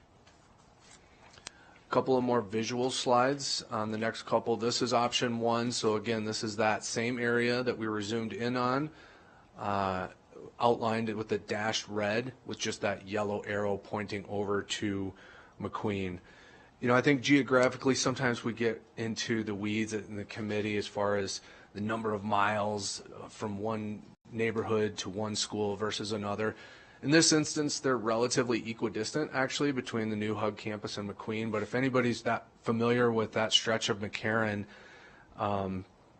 there's twice as many stoplights from that location to get to Hug High School at Wild Creek versus that stretch of McCarran to McQueen's actually pretty free-flowing. Little stuff like that that kind of helps people reach the conclusions. These are the things that we talked about at the committee a little bit. But this just visually illustrates what the rezoning proposal is about. A couple more slides here. Without the red and the yellow, these are the existing boundary conditions that we saw at the onset, and just flipping, you can see that darker line move to the east. That's the change that's being proposed with this option. So again, existing conditions, everybody on the right-hand side of that line is going over to Hug. And with the proposed change, you can see that line moving to the east, coincident with US 395, and all of those students and neighborhoods now go to McQueen. This is option 1 that's proposed. Okay, a little bit about this one relative to McQueen. We thought was pertinent information. Again, they do have that temporary capacity still on campus. They have a long history of enrollment. You can see have been over 1,800 students as recently as some 5 years ago, but actually have been on a rather long trend of enrollment decline. This is intended to basically illustrate that from a capacity standpoint, they are more than capable and comfortable servicing 1,700 plus students, and will continue on that mild decline across the district. Anything to add on option 1? Do you want me to talk about McQueen now, or do you want to wait? Let's wait. Okay. So just quickly, options 2 and 3, we didn't illustrate them with quite as much maps, but we did develop them for discussion. Option 2 would involve the same area, rezoned entirely to Reno High School. And option 3 would involve the same area, but splitting some to McQueen and some to Reno. So I think the takeaway was that all 3 of these options would relieve Hug High School to the same degree, but there were really some shortcomings and concerns associated with getting the students in those neighborhoods all the way down to Reno High School. From a transportation standpoint and accessibility standpoint, it was an idea worth exploring, but really was fraught with problems that really drove the conversation towards McQueen exclusively. Just a couple of images to illustrate this for all of our visual learners and our maps people. You can, like I said, envision yourself driving all the way around McCarran or all the way through Virginia Street to get to Reno High in option 2, or a little bit of both in option 3. So for those reasons, the recommendation from staff to the committee was around option 1. And this is where I think Christine, you might add a little bit of color, because it did come with a recommendation for implementation in next school year, 23-24, and we recognize that that's a little swifter than we prefer to implement these changes. We feel it's warranted, and we have taken some steps to mitigate that impact and help those students be successful next school year. I realized I didn't say my name last time for JJ taking minutes. I'm sorry, JJ. Christine Hull, for the record. I'm the chair of the Zoning Advisory Committee. And so these were questions that all of our committee brought up with moving students. I mean, the notice would be going out now in mid-April, and we know 8th graders have already submitted their next year plans. We also know that 9th, 10th, and 11th graders have done the same. We know that athletics has made a roaring comeback at the new Hug High School, and so we wanted to make sure that the activities that students were participating in, whether it's clubs or sports, anything that they were doing, that they had a similar opportunity at McQueen, and that they would feel that they had those opportunities. I know as a student myself, I moved in my senior year of high school to a new state. I grew up in Sparks, Nevada my whole life and moved to Los Angeles. It was an eye-opening experience, but it's really scary. It can be really, really scary. And even our teenagers who act tough and and act like they can handle all of these things, we know that it can be a really tough change. So the staff at McQueen High School has created a committee, which I was almost in tears at how great they were. I mean, they all came to the meeting.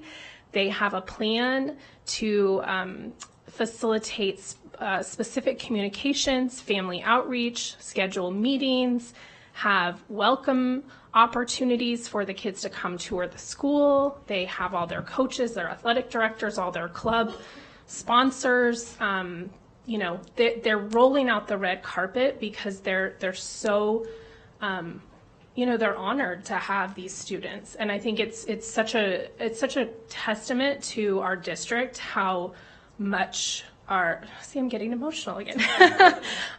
It's a testament to our district. Our teachers and our staff love our students, and it's great. So knowing that, our committee felt comfortable making this change, knowing that our guidance from the board says that the juniors and seniors would have an opportunity to stay at Hug if they chose to.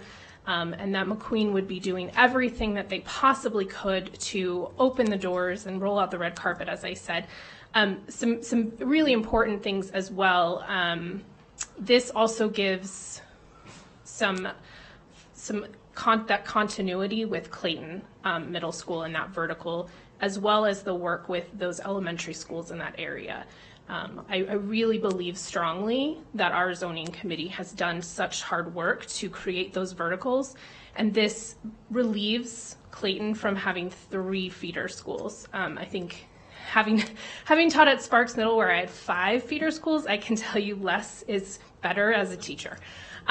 This also obviously gives us a lot of balance. So when we look at our guidance from is that the next slide? No, we're not doing that. So, no, that's okay. So the guidance from our regulations from Admin 7107 just says we're keeping subdivisions in small neighborhood units. As you saw in the maps, we're definitely keeping those, very clear chunked out neighborhoods together. And Adam actually drove the route from both of those schools to Hug and to McQueen. And as he said, there's actually a lot less red lights. So for the safety of our students, we're actually doing something. It's better for transportation purposes. And I believe it was a net neutral transportation. So we're not adding buses, which I know we all breathe a sigh of relief on that one. And like I said earlier, it's also a great opportunity for us to dip into this area, an area that the neighborhoods have been asking for improved zoning. So it's a great opportunity for us to kind of take a step into those neighborhoods. I think that's it. Thank you. Ms. Hall and Mr. Searcy, we have a special guest that does not know that I'm going to be calling him up, but there is no better person to talk about the plan that McQueen High School has than Freeman Holbrook, the principal of McQueen High School. Would you like to come up unexpectedly? Or he can go to the podium as well too. Would you like? Although I'm hardly giving you the option because I've called you up, so I am clearly volunteering you for the record. Hi, so Freeman Holbrook, proud principal at McQueen for the record. That was a great explanation. So we did, once we kind of got some information on this, we created a council on student inclusion. And we met once, and I met with my DLs, and I explained to them what we were doing, and they were excited. And then I met with my entire staff, and I explained to them what we were doing, and they were excited. And so we created this team. We broke it into 3 levels, and we have a secondary, a middle school, and an elementary group that is going to focus on those 3 levels. And so one of the cool things we do is we're well aware of some of the acute issues that come up with transition like this. So we kind of have about 4 different timelines at this point, but we have some timelines put together to reach out to those families and get them into the school as soon as possible. And then we've even put together an elementary team that's going to visit the schools here in mid-May and bring the McQueen swag over there and the Lancer Nation stuff and get them involved as well. So we're ready for this, and we're ready to rock. So if that's the way you go, we're here for you. So, and I'm here for any questions. So, okay. Thank you so much. All right, guys, absolutely. That's incredible. All right, and I think that brings us to the end of the presentation with the staff recommendation. Okay, this is an item for,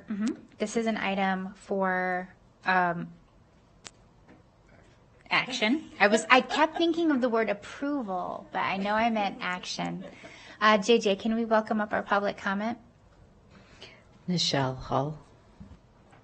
Hi, Ms. Hall. Welcome. Hi. Good afternoon, school board trustees and superintendent. I believe that this comment is relevant to the rezoning situation that you all are undertaking. My understanding from residents near the Wild Creek Hug campus and also from media reports is that zoning wasn't,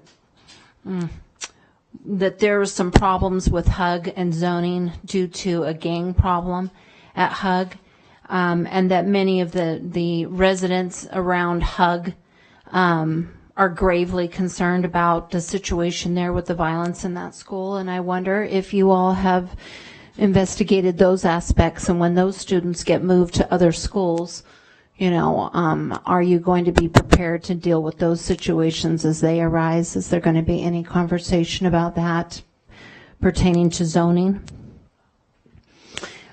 Starting this past fall, Washoe County School District's reputation has been criticized by a wide array of media outlets, to include the Reno Gazette Journal, Education Crusade, Paul White's organization, Colo 8, Channel 2, etc.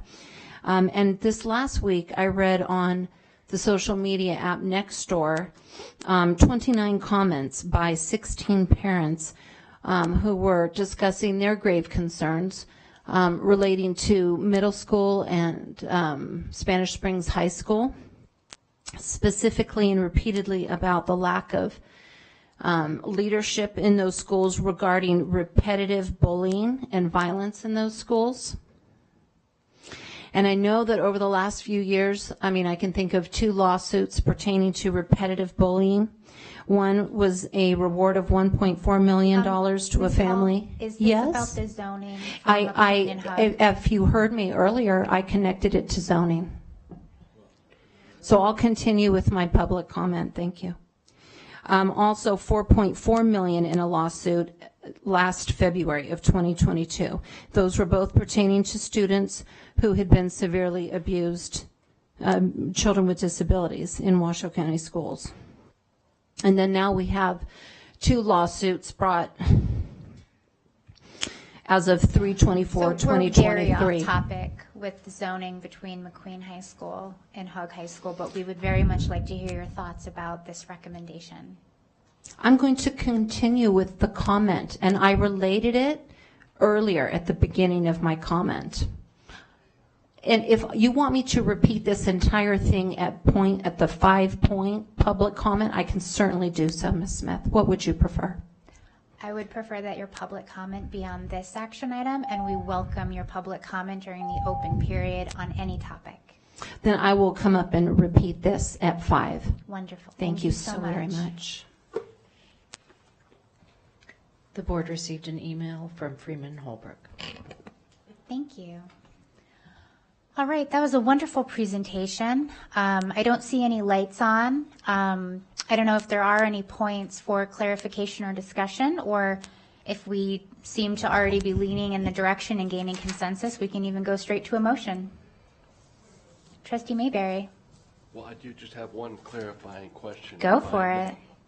Thank you for your great work, as always. Both of you fantastic. Just want to ask if you received any feedback from the Hug families on this, good, bad, or indifferent. Do you want me to tackle that? You can start. Sure. So whenever we schedule a zoning item, any of the schools impacted receive connected phone calls and messaging. So Adam can clarify exactly what went out, but during the actual meeting and our public comment before the meeting, we did not receive any comments outside of the McQueen High staff supporting their plan that they had put together. Okay. And I'm grateful to for the McQueen staff welcoming so many new students. I know the chairwoman and I talked a little bit about your plan, and yeah, it was very inspiring. So thank you very much for doing that. If I could just add briefly and acknowledge the Hug High School administrators as well, have identified each of these students specifically and endeavored to kind of communicate the relationships, what they know about these students, to help almost personalize that outreach, you know, the students' interests, their concerns, their needs, et cetera. So Hug High School has been a great partner and, you know, deeply invested in the future success of these individuals as well. Good. Go Hugs. Hugs. Thank you. McQueen Lancers. Sorry. If I'll heed to you, Madam President, but I'm ready to make a motion. Very good. I'm going to let Vice President Nicolette go, and then we'll ping pong right back to you. No worries. Thank you. I have full respect for this deep dive. This is mind-bending work, and thank your committee on my behalf. I do have a question about Debbie Smith CT Academy, and I see the blue line at 2425, and yet I don't have and I know it's open enrollment zone, yet I don't have a sense of, I'll just ask this question. Are we going to relook at this when Debbie Smith opens? Yeah, I know you didn't bring your crystal ball, but I'm a little worried about how Debbie Smith fits into this. So the Debbie Smith CTE Academy is anticipated to have approximate capacity of 900 9 through 12 students. And similar to how AACT has an open enrollment zoning, so students from all across the district can apply to attend that particular school.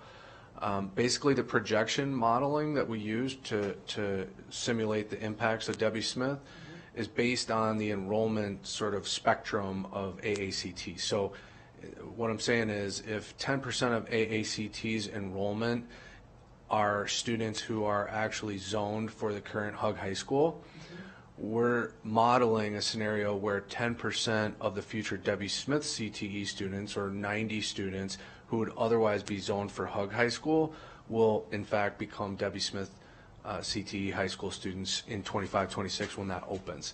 So in lieu of some other, arbitrary assumptions, like we think that more students from the northern portions of the school district will more heavily attend Debbie Smith CTE Academy, which is plausible, but not how we generally like to model things.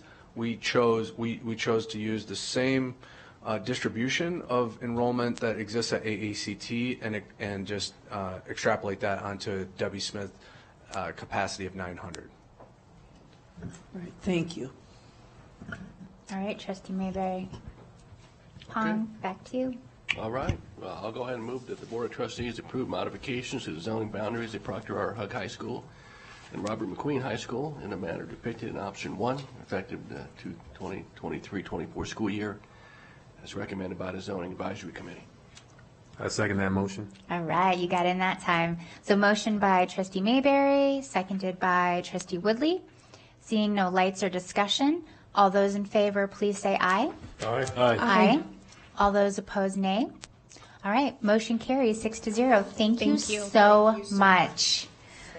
All right, so a little bit of signaling to the public and to my colleagues. We will be moving on to item 3.04 because we have some wonderful Libby Booth families and students here, and then we will be taking a break, a short break after we do the Libby Booth presentation, okay?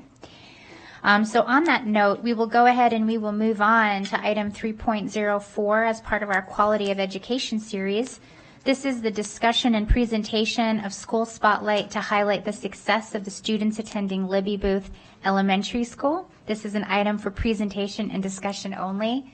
Very excited about this as Libby Booth is within District D. And so we would like to welcome up Dr. Troy Parks. He's our Chief Academic Officer, Anne Marie Dixon, our Area Superintendent, and Joseph Pizarro, the Principal of Libby Booth Elementary School. And I see a soon-to-be-named superstar up in front of us, too. So on that note, thank you so much for being here. Thank you for having us. into, or she's going to start us off. I will start us off, Mr. Bazar. So, good afternoon, President Smith, Superintendent Enfield, members of the board. For the record, Anne Marie Dixon, Area 1 Superintendent. And I'm very excited to introduce you to the amazing principal, Mr. Joe Bazar. He's going to share all of the amazing things, or some of the amazing things happening at Booth. Yes, but first, there's more. We have an amazing superstar student here, and it's with great pleasure that I introduce to you Miss Delilah Hartley from our 5th grade classroom, and I can think of no better way than to start this presentation than hearing from her. Mm-hmm.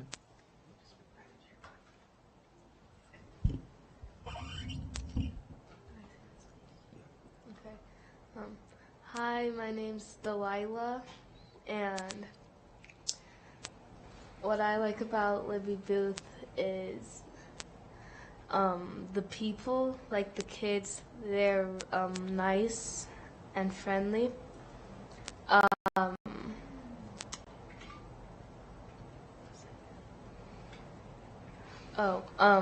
My ELA teacher, which is also my social studies teacher, Mr. Kelly, he does fun activities with us.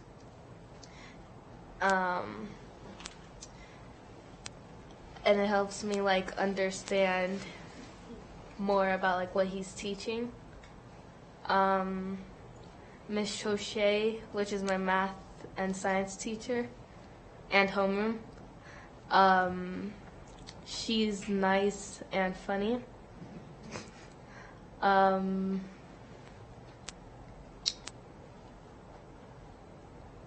Yeah, that's all.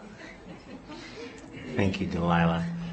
When I was asked to select a superstar student, I had to think hard. You know, who's a Libby Booth Bruin that really exemplifies our values? And so Miss Delilah is a very humble student, so I'm going to brag on you just for a quick minute. Here's what she exemplifies, because I think this is also a nice way of telling you a bit more about our school, is not all leaders are loud or boisterous. They don't always have to be the center of attention. And I would describe you, I hope you don't mind, as maybe a little bit more on the reserved side, but a very strong leader nonetheless.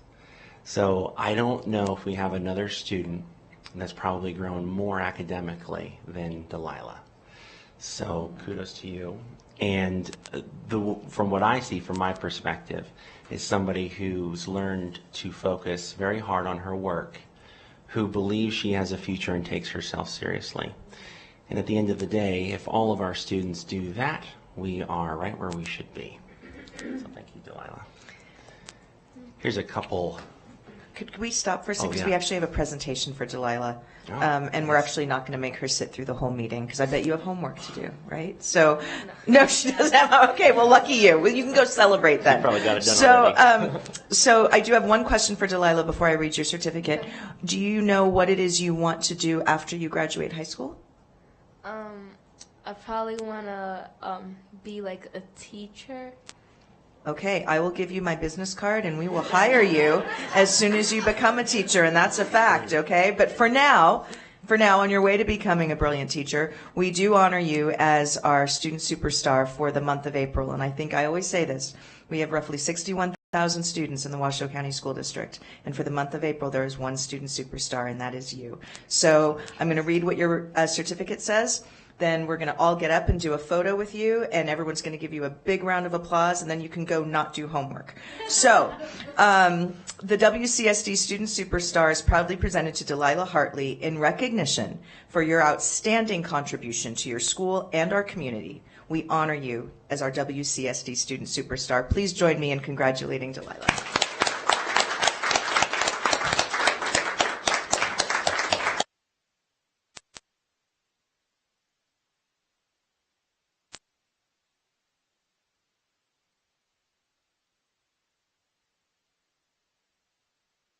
Family members want to come up and take a picture as well?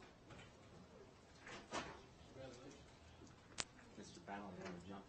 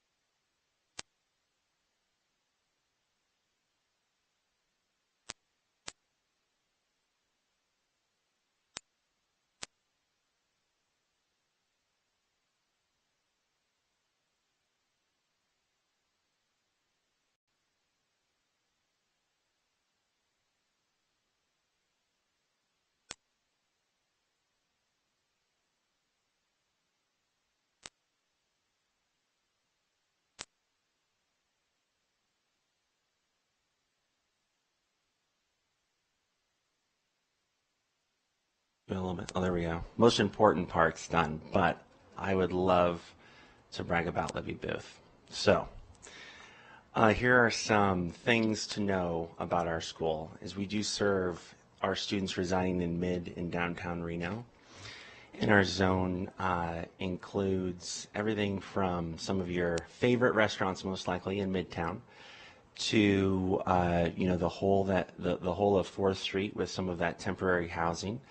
The reason I bring that up is one thing that makes Libby Booth unique, in my opinion, is we do have the highest rates of children in poverty, experiencing homelessness, transiency in the district, but it's not those variables aren't as predictive as you might think for the moment at Libby Booth, and that's really where the celebrations come in. But it does beg the question, why aren't those variables very predictive on student learning outcomes? And I think it's because our students also have the highest rates of intelligence, resilience, kindness, hardworking, diversity. Just to put one story to that, we had last year in one of our weeks with no busing, 2 7-year-olds unable to get to school, and I was late getting there, and their mom said, you better get to school, because from her perspective, going to school was the most important thing. So these 2 7-year-old boys navigated Mill Street all the way to Libby Booth Elementary School. Was I nervous? Yes. Does that family value education? Probably more than I've ever valued education. So when I say our students are hardworking, that's kind of what I mean. And boy, am I thankful that we have good, solid busing. So thank you for that. Some of our demographics here. We're, of course, 100% free and reduced lunch.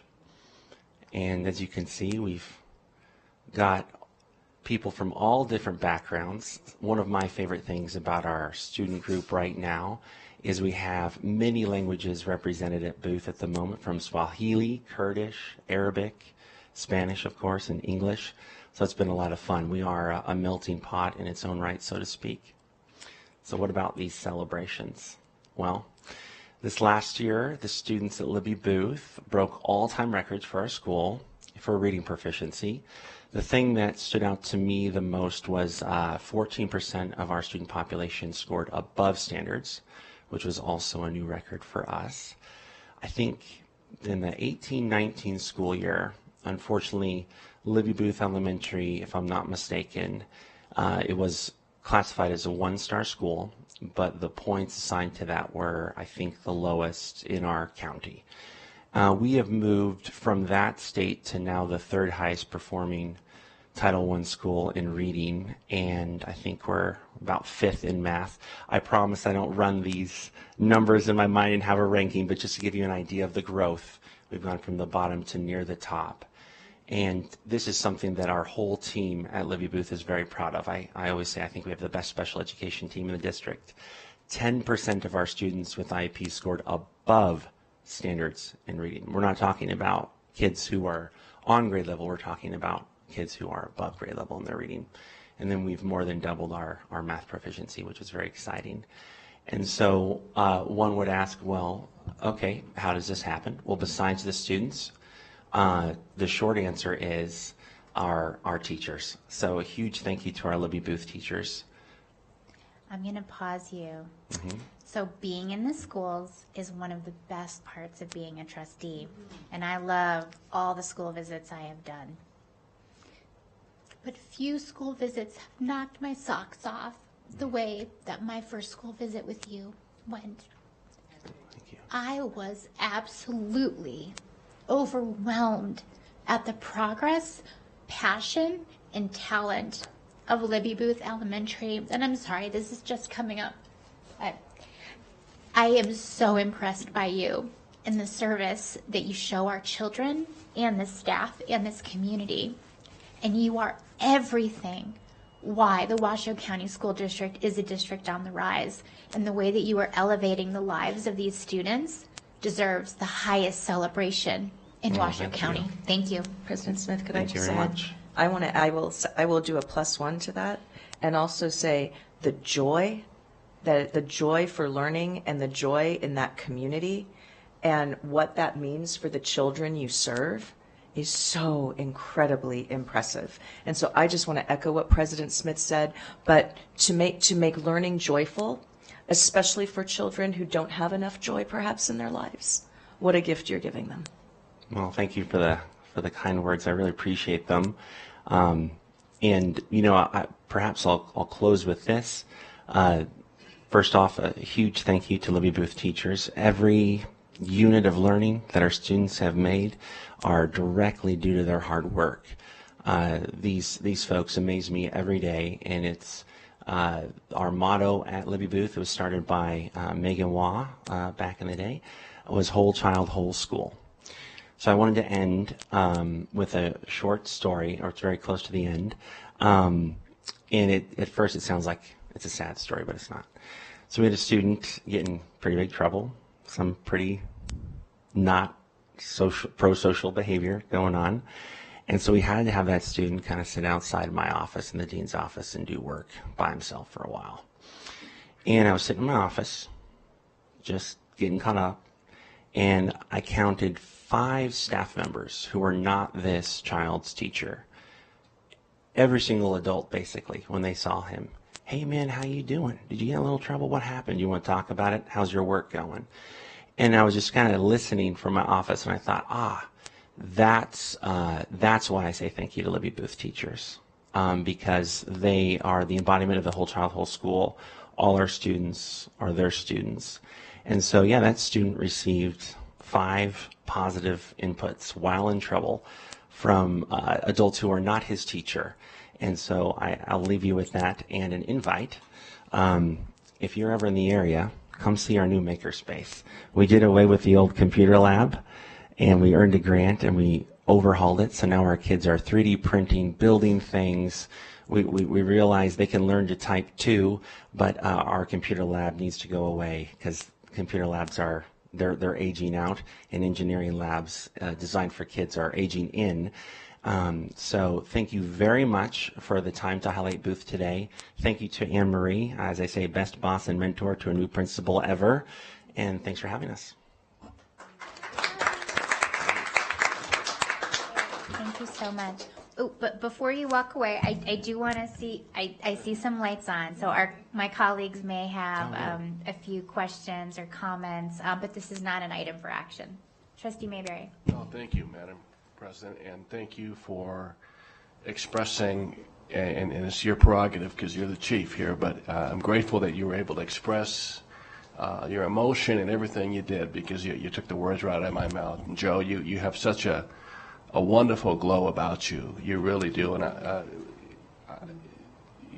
my district is one of the 2 at-large districts, so there's a lot of schools, and there's a lot of elementary schools, and Libby Booth definitely stands out. And I'll never forget the time that I had with you just last year, along with Anne Marie, and how inspired I was with those students in the inner core of our city who are so precious and so fragile, and in a neighborhood that can be a bit rough, and your priority and focus and your love is centered on our students and their academic performance. So I don't have any questions other than just to say thank you, and God bless you for everything you're doing. Well, thank you very much. Appreciate that.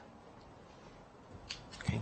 Thank you so much. The only thing I'll ask in closing is that we consider how we can take your magic and sprinkle it onto other school sites too. So where there's opportunities for learning and sharing, that's always great. So thank you so much. We so appreciate you, Principal Pizar. Dr. Enfield, do you want to close us out? I would love to. You know that I think the world of you. I love Booth. I can't wait to come see the makerspace. I wanted to come to the big ribbon cutting, but couldn't. But I will be there, I promise, before the end of the year.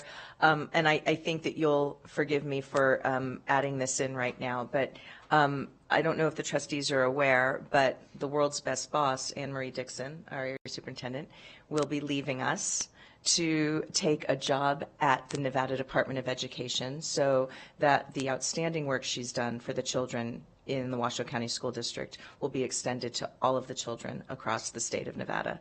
And so I wanted to publicly thank Anne Marie. We will miss you, but we are so glad that you will be at the state continuing the marvelous work you do for kids. And we promise we'll get you another Great Boss, Joe. Okay, so don't worry. Thank you so much. Thank you. All right. So it is 4:21 right now. We're going to take a 15-minute break.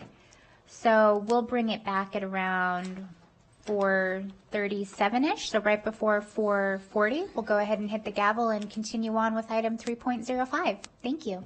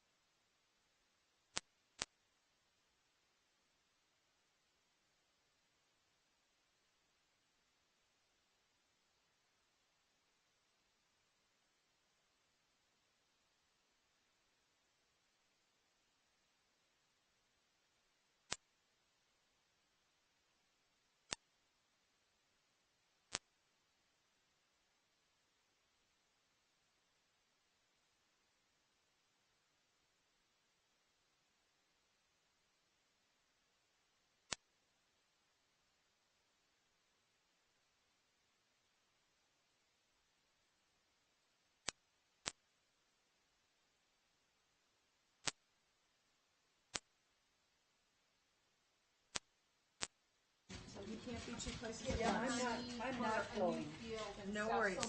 All right, everyone. All right, it's 4:40, and we're going to call this meeting to order again.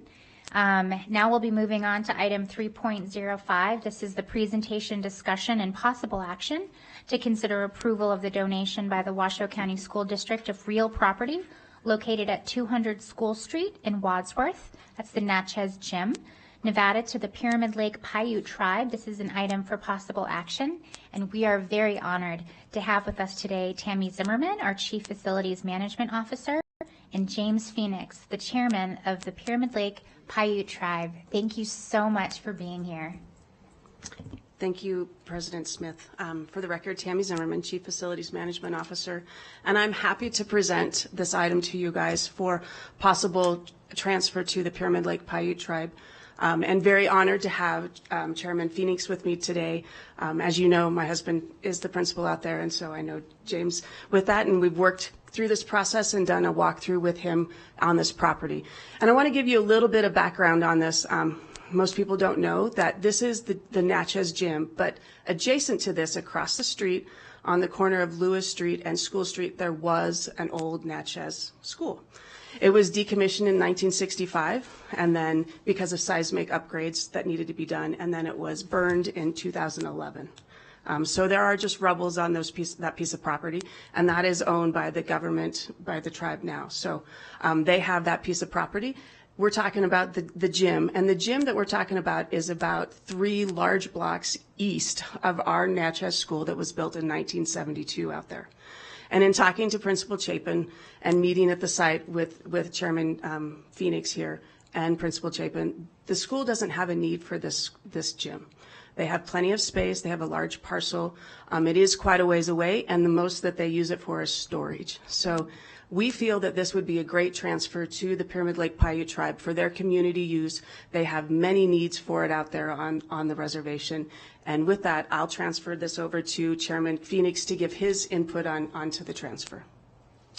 Good afternoon. My name is James Phoenix. I'm the Chairman of Pyramid Lake Paiute Tribe. I would like to introduce myself in my language. So Haumu, Pisha Tubino, Nu Mashina Menina, Kuyui Tukura. So what I said basically is, my name is James Phoenix. I'm from the Pyramid Lake Paiute Tribe. And I wanted to say thank you for this opportunity to speak to you. And, thank you for taking this in consideration today. It is important. We have immediate use for it, as you already heard. And there's no doubt that there's a lot of history already with the school and with the old gym. Back in the day, growing up playing ball, everyone always went to the gym, and we had to find a place to play, whether it was outside or inside. So this will be another asset, even as old as it is, that we will have immediate use for it. So we appreciate your time in consideration on this. So thank you. Thank you very much. I think that this is an amazing opportunity to honor our local community leaders and to be a good partner. The Washoe County School District is not a for-profit industry. We are a for-service industry, and I can think of no higher goal than to share our land with our communities. And so I'm fully in support of this. This is an item for action, so we will have public comment on this item. Are there any clarifying questions that anyone has for the chairman or for Ms. Zimmerman? No, seeing none. JJ, do we have any public comment? I have none for this item. Wonderful. Are there any thoughts or comments for the chairman or for Ms. Zimmerman? Trustee Woodley. Yes, thank you. I just want to thank Chairman Phoenix being here. I've worked with Chairman Phoenix before in the past, and I've seen him out in the community representing his community. And I really appreciate how much you've been out here and communicating with us. And we just recently, as a region, had training in Washington, D.C. for regional responses to emergencies and disasters. And I was very happy and proud to work along with your representatives. So thank you for being here, and this is a wonderful thing for us to collaborate with you. Thank you. Trustee Mayberry.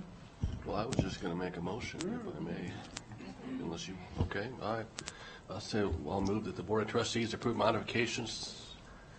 If I get on the right agenda item, I apologize.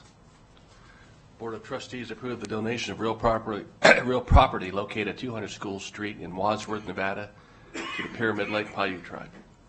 I second that motion. All right, motion by Trustee Mayberry, seconded by Trustee Woodley. Seeing no lights or discussion, all those in favor, please say aye. Aye. Aye. All those opposed, nay. The motion passes unanimously. Thank you so much, Chairman. We appreciate it. And we're excited to see what the tribe does with this. So we're looking forward. Thank you. Thank you. All right, we're setting records for items. That concludes Section 3 of today's meeting. And now we will move on to Section 4, our reports. Was Ivy able to join us at any point? No, I didn't see her. I know we would have welcomed her and addressed her attendance. So with no student representative for item 4.01, we will go ahead and move on to item 4.02. And the first trustee that I'll welcome for the board report will be Trustee Alex Woodley. Thank you, Madam President. So just coming back from the break that we had, I appreciated that break, and I hope all of our teachers and students and staff all were able to take advantage of the spring break. The only thing I have to report moving forward is that tomorrow I'll be flying out with some of our other representatives from the school district to attend a Nevada Interscholastic Activities Association meeting, which will last for the next 2 days. So we'll be down there representing Washoe County School District. I got to look at the agenda. It seems like there's 37 items on that agenda, so that'll be a long meeting, but I look forward to it. Thank you. Thank you very much. All right, we're going to bounce across and go to Trustee Mayberry. Thank you. Thank you very much, Madam President. Yeah, I enjoyed the spring break. It was a nice break. It's good to see all of you again. Just a couple things. I did have an opportunity to meet with Principal April Caldani and Assistant Principal Amanda. If I'm saying those names correctly. If I didn't, I apologize. With Bernice Matthews Elementary School, a wonderful school where in the morning announcements they conclude by saying to their students, "I love you." It was a beautiful moment. Also had a chance to got to accompany Trustee Church at Hug High, and we had a chance to observe the ROTC in action with their inspections, and real enlightening opportunity as well. And finally, We the People champs, Reed High School. I think they're off to Washington in a week or two. I've talked to Mark Tolles, who's leading that team. I think they were just a little short in terms for funding, although I think they're going to get there. But if anybody wants to donate, you can reach out to the Nevada Center for Civic Engagement. They're still accepting donations. Reno High is also accompanying them as a second place finisher statewide. So I wish both group of students the very best of luck. Thank you. Thank you, Trustee Mayberry. All right, I'm going to bounce back this way to Trustee Church. Thank you very much. And I'm going to make a few comments that will avoid me going to the podium for public comment. Yes, attended a number of JROTC events. Wonderful. As a retired Air Force officer, I have a special place in my heart for JROTC. There's a number of events coming up, one of which was postponed. So we got to make sure those of you that were going to go the 12th, I think it is, that got postponed. But yeah, a number of JROTC events, and look forward to that. I also attended, of course, the event at Incline Village High School. Big turnout. So that's a big issue that I'm on, and involving the future of schools in Incline. So I've got my finger on that pulse now and following that closely. And then the other issue I wanted to talk about a little bit, which is related to everything we do, is the importance of our committees. The zoning committee today, a perfect example of taking the load off of us, of doing important work, and that's why I very, very seldom would ever contradict anything that they voted on. But just a perfect example, my understanding is there's currently an opening for the Council of Family Resource Centers, and in June there's going to be a number of openings for school committees of the board. And I want to express a personal opinion. It may not go over well, but that never stopped me from expressing an opinion. We have a new board, we have a new year, we have new issues, we have a growing community, we have a number of people that have been on those committees for 2 or more terms. My personal opinion is we should open it up to everybody, because the growing community, people that didn't have the opportunity to live here 6 years ago or 2 years ago or whatever it was, I really want to see those committees open to everybody that wants to apply.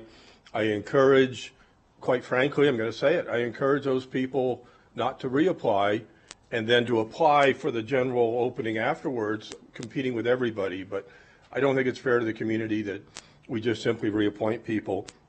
And then it's come to my attention that some of those committees have absent rates in some individuals of excess of 30%. There are policies to deal with that. And those people that have been unable to attend the committee diligently, I would urge them not to continue. They should, quite frankly, resign right now. Don't have to wait. But, you know, committees are so important to us, and I value them so much. So, like it or not, I wanted to put that on the record. Thank you very much. Thank you very much, Trustee Church. All right, Vice President Nicolette. Thank you. School visits, just very quickly, Collin Ranch Elementary, Roy Gaum Elementary, Jesse Beck Elementary, and Lemelson Elementary. And I could talk forever about what I did there, but I'm going to sum up some of my school visits. Desert Heights Elementary, I learned quite a bit about the Haggerty reading program and decoding and encoding, which is part of that science of reading. It was very enlightening, fabulous teachers working with students, kindergarten and first grade. Galena High School, I attended the students, it was Autistic Week, and got to have some wonderful experiences having students introduce themselves. They were just so gracious. One of the things I learned in my school visits is this time of year, employee allocations are a very hot topic, and teachers and principals are very worried about that, and it's a deep dive into planning for the next year. I attended several school events, the Swope Middle School Strategic Planning Community Discussion, along with Trustee Church, the Incline Village community input related to the facilities master plan. We heard numbers about enrollment and very strong and passionate concerns from the Incline community. I attended the JROTC Awards at Galena, and Trustee Rodriguez was the keynote speaker, and I will tell you in summary, he shared some wonderful wisdom, his military experience, and a great amount of humor. When I was visiting Bernice Matthews, there was a code yellow, which I will say, having served for many years on the Safe and Healthy Schools Commission, it was like the right time and the right place to experience how Bernice Matthews strategically maneuvered around the code yellow, and I will say they did an absolutely stellar job, the administration and the teachers, in following the procedures. I'm not going to tell you those because some of those things are, need to know, and now I know. And they were wonderful. And the Washoe County School District Police were there. They stayed throughout and stayed afterwards until things calmed down and teachers and administration felt comfortable and could take a deep breath again. It really was an eye-opening experience that made me very proud. The emergency manager, Roy Anderson, was there. He again stayed throughout and did what he's supposed to do. He managed the emergency, and everybody knew what they were supposed to do, and they did it. So I don't really want to be happy about being in a code yellow, because that means something kind of went wrong. It was outside of the school. It was not in the school. But I felt very fortunate to experience the training and the expertise that our school administrators and police department and emergency manager displayed. I had the honor of serving on a P3 Leadership National Certification Program panel where I was joined with another school board member, and I was joined by a state school board member and a state senator. And the discussion centered around advocacy, community engagement, and systems structures. There's about 47 students from about 14 different states in the United States. I attended the Elaine Wynn Foundation Optimal Funding for Nevada Schools at the Nevada Art Museum. Chair Hobbs, who is a very brilliant man, shared much information about the state per pupil funding and how the commission operates, and a lot of it was I needed to go and review the slides because they were very in-depth. Poonam Mather was the facilitator for the event. She is a very dedicated champion for education in Nevada and has been for a very long time. And then as a member of the Washoe CASA, Court-Appointed Special Advocates, I attended the biggest little Easter hunt at the Boys and Girls Club. I got to tell you, my back and my feet were killing me. There were 2,500 people. There were games, there were resources, there were the Easter egg hunt, and it was absolutely a wonderful example of how our community came together to make fun happen, and I think we were all ready for it because everybody just seemed to have such a good time and be very joyful that they were there, and it was a wonderful experience. Oh yes, and Bernice Matthews, they also won the 5-star QRIS, their preschool program. The end. I went over, sorry. Yeah, by a little bit. And I admit I was so engrossed. Trustee Westlake. No, sorry. You didn't get any. I took it. Thank you, President Smith. Well, I don't have a lot to say. I'm actually feeling very much an underachiever here. But my school visits do start this week again, which I'm very excited for. And I am reading at Sun Valley Elementary School in the kindergarten classes tomorrow, which is one of my most favorite, just warms my heart to be in there with those little kids.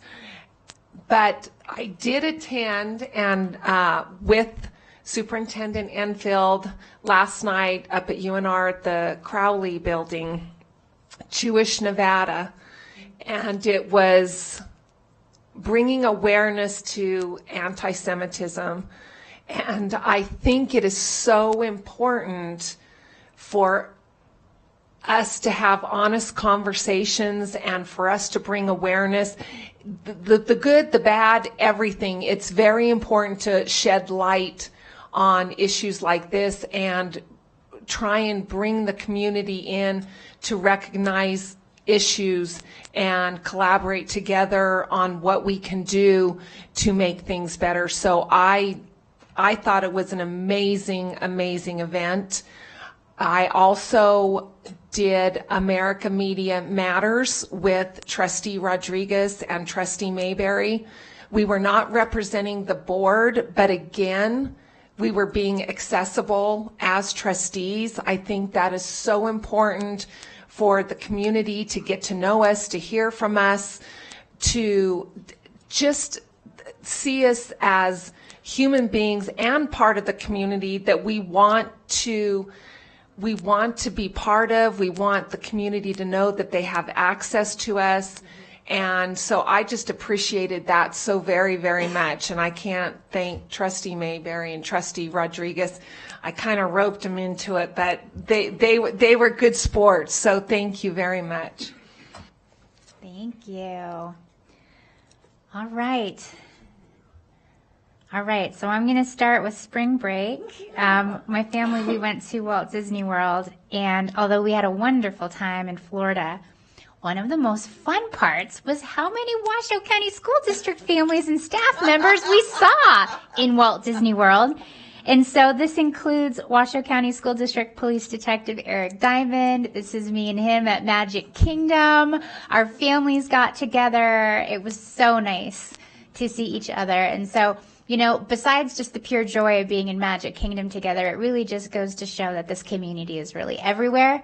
And no matter where you are, you know, there's someone that's represented from the school district. So this was wonderful. I would like to recognize Vaughn Middle School teacher Denise Trackus. She was chosen as a state level finalist for the Presidential Awards for Excellence in Mathematics and Science. Hers was in the area of grades 7 to 12 mathematics. We will find out soon if she moves on to the national level, but we're very proud of her. Also did some very significant work over the past several weeks related to the legislative session. Dr. Enfield and I testified and presented to a joint hearing of the Assembly and Senate Ways and Means Committees, which was really a profound experience because these are the committees that will ultimately shape the funding for our schools, not just in Washoe County, but in the state. And it was an incredible experience that I'm grateful for. I also held many meetings with state senators and assembly people, which were all very, very powerful, and very glad to share the good news about Washoe County School District and the ways that we're looking to grow and also be better. I visited the Air National Guard base with Colonel Kirkwood and Lieutenant Colonel Brownell. That was an amazing visit, and I got to see their Starbase STEM program, which knocked my socks off. And I just, you know, more to come on that. But it's a program where they bring in our 5th graders, and they do a multi-week series with hands-on STEM activities, and it's just incredible. And it's funded by the federal government, and there is a lot to celebrate with that. I was also proud to support the Day of Autism Awareness at Galena High School, and that was with Mr. Aaron Cook and Justin Gervinis. So congratulations to them for bringing awareness on that. I had a visit to the RISE Academy for Adult Achievement. I met with representatives from the United Federal Credit Union. They uniquely support the Washoe County School District and also do some financial literacy education for us. Met with several employee groups and parent groups. And then I joined Washoe County Commission Chair Alexis Hill and community leader Esprit Landry to unveil a new digital speedback sign on Lakeside by Anderson Elementary School. Because guess what? Keeping kids safe around schools and community members, not just the school district, this is everybody. We need to slow down, and those signs are an important way to do that. So thank you to the RTC and the Washoe County Commission for supporting that. Thank you. All right. So I think that brings us to the end of board reports, and now we will move on to item 4.03, the superintendent's report. Thank you, President Smith. Before I give my comments as part of my report, I would like to call up my colleague, the very patient, soon-to-be Dr. Andre Ponder, who is the director for I want to get it right, the Battleborn Youth Challenge Academy. He brought materials for you, and he is traversing our wonderful state, sharing this learning opportunity for students. So welcome, soon-to-be Dr. Ponder. Thank you so much, Madam Chair, to Dr. Enfield and the entire board. Thank you for this opportunity for me to just introduce myself. I am Andre Ponder, for the record. I am the former superintendent of Mineral County School District, and I am now the proud program director of the Battleborn Youth Challenge Academy. And me going around the state, this is just getting the word out, just to talk about the Battleborn Youth Challenge Academy. We're located in Carlin, Nevada. We target 16 to 18-year-olds that are potential dropouts or those who are in danger of not graduating with their class. And basically, we bring them on our campus, which is a 5.5-month residential program. And we teach them life skills, the 8 core components, and of course, academic excellence. And again, I want to thank you, Dr. Enfield, for this opportunity just to introduce myself. I would like to say that I'm welcome to talk with the counselors at the schools or any parents in the community who think that their sons or daughters may fit the bill. And I also like to invite the board members for a tour of our facility in Carlin. You set the date, we could send out transportation to get you and bring you back. Thank you so much. Well, there's an offer that's hard to refuse. Thank you very much, soon-to-be Dr. Ponder. He's about to finish his dissertation, so that's why I'm saying that. So, and we will take you up on that, and I will be following up with you as well. Thank you very much, and thank you for your patience. Just a few things that I do want to share. It is actually Autism Awareness Month. So I'm wearing my ribbon that Justin Gervinus, this wonderful special education teacher at Galena High School, sent me. I also bought a t-shirt to support their work. We have an outstanding special education team out at Galena High School. So I want to thank him for that. I also want to acknowledge that for the 8th year in a row, members of the Damani Ranch Speech and Debate team are heading to nationals. So congratulations to them. I love how we each find out different bits of good news. It takes a team to keep up with the good news across the Washoe County School District. I'm just saying. I also want to share with the public that after a visit last week, a wonderful visit to Spanish Springs, I was there for a few hours. I was able to do some soup with the soup, met with some students, and met with Principal Sean Hall, where he informed me that some of the Native American students were dismayed that they couldn't bead their mortarboards for graduation. And as a former high school teacher and now a longtime superintendent, one of the greatest joys I see is when students get to express their pride and joy, especially for some of our students who may be the first in their family to graduate. And we want them to express that in the creative ways that our students do. And so I want to announce that effective tomorrow, we will open the public comment period for changes to Administrative Regulation 5128 that will allow this year's graduating class to proudly and appropriately, don't let me down, seniors, decorate their mortarboards. And I can tell you in over a decade as a superintendent, I've never seen anything inappropriate. We will have in the regulation language around you need it to be appropriate, responsible, not to violate anything that would be inappropriate. But I think this is a wonderful opportunity for us to share in the joy of our students, and I cannot wait to attend my first commencement season in the Washoe County School District. It's going to be great. And I will just end very quickly on a more serious note. Along with Trustee Church and Trustee Westlake, I was in attendance last night along with Governor Lombardo and President Sandoval at UNR for the Combating Anti-Semitism convening. And it was by Jewish Nevada, the Anti-Defamation League. It was a really important event. And I think that one of my big takeaways was that we can't let incidents like these go unnoticed or unreported. And the urging for action was that when we know of an inappropriate incident or action, that we report it so that we can act on it and we can keep up with it. But I will end with this. As the very proud superintendent for the incredible Washoe County School District, I want to state plainly and publicly and unequivocally that racism, anti-Semitism, homophobia has no place in our community. I will stand up for every one of our students and staff members. I will fight to combat those evil things, evil parts of our society as best I can. And I know the trustees stand with me on that. But I've had too many conversations recently with students who have told me that for whatever reason, because of who they are, they don't feel safe and welcomed in our schools. That is not okay. And so I will stand beside them, and I will stand along with you to fight that, to make sure that our school district and our community is the most welcoming place for all of our children and staff members moving forward. Thank you. Thank you. So Trustee Church, super briefly, I saw your light come on.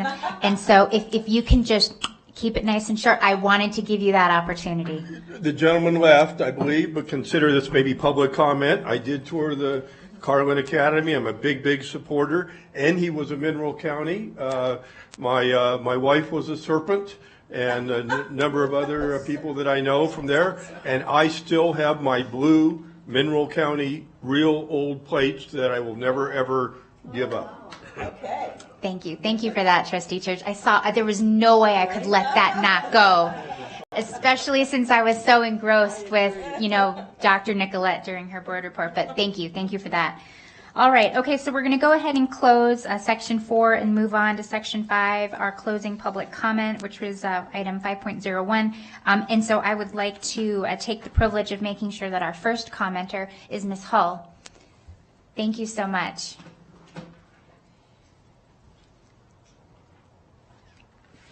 Thank you. Thank you so much. So in the March school board meeting, according to the minutes, Trustee Church requested clarification if comments were appropriate under the open meeting law since guns, which were mentioned at that school safety themed meeting, were not included as part of the agenda item. President Smith believed the comments were appropriate since the topic was school safety and information on firearms detection dog was provided. Neil Rombardo, Chief General Counsel, added, if a member of the public reasonably believed their comments were related to the agenda item, then they were able to comment. So per the comment of Neil Rombardo, I feel like I've been treated unfairly today by Elizabeth Smith and Susan Enfield, and I would like to respectfully request that this body follow their own rules. Please. In fact, I'd like to have the timer reset so I can now begin my 3 minutes.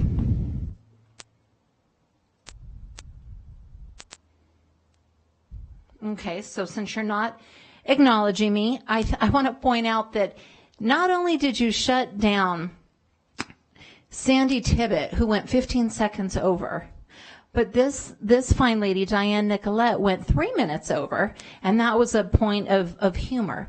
And Sandy's comments were related to restorative justice not fixing the major violence that is going on in the school district. And you didn't seem to want to hear that, nor did you want to hear me say that regarding zoning, we all know that there is a gang problem in Hug, and that the zoning there was faulty and is only contributing to the problem. And you shut me down there as well.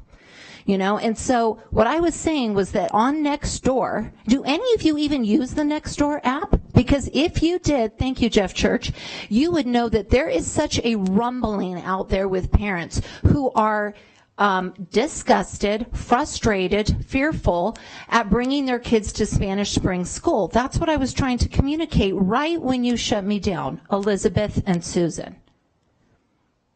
So every one of you up here, with the exception of Jeff and Colleen, seem to have your head deeply immersed in sand or some other substance.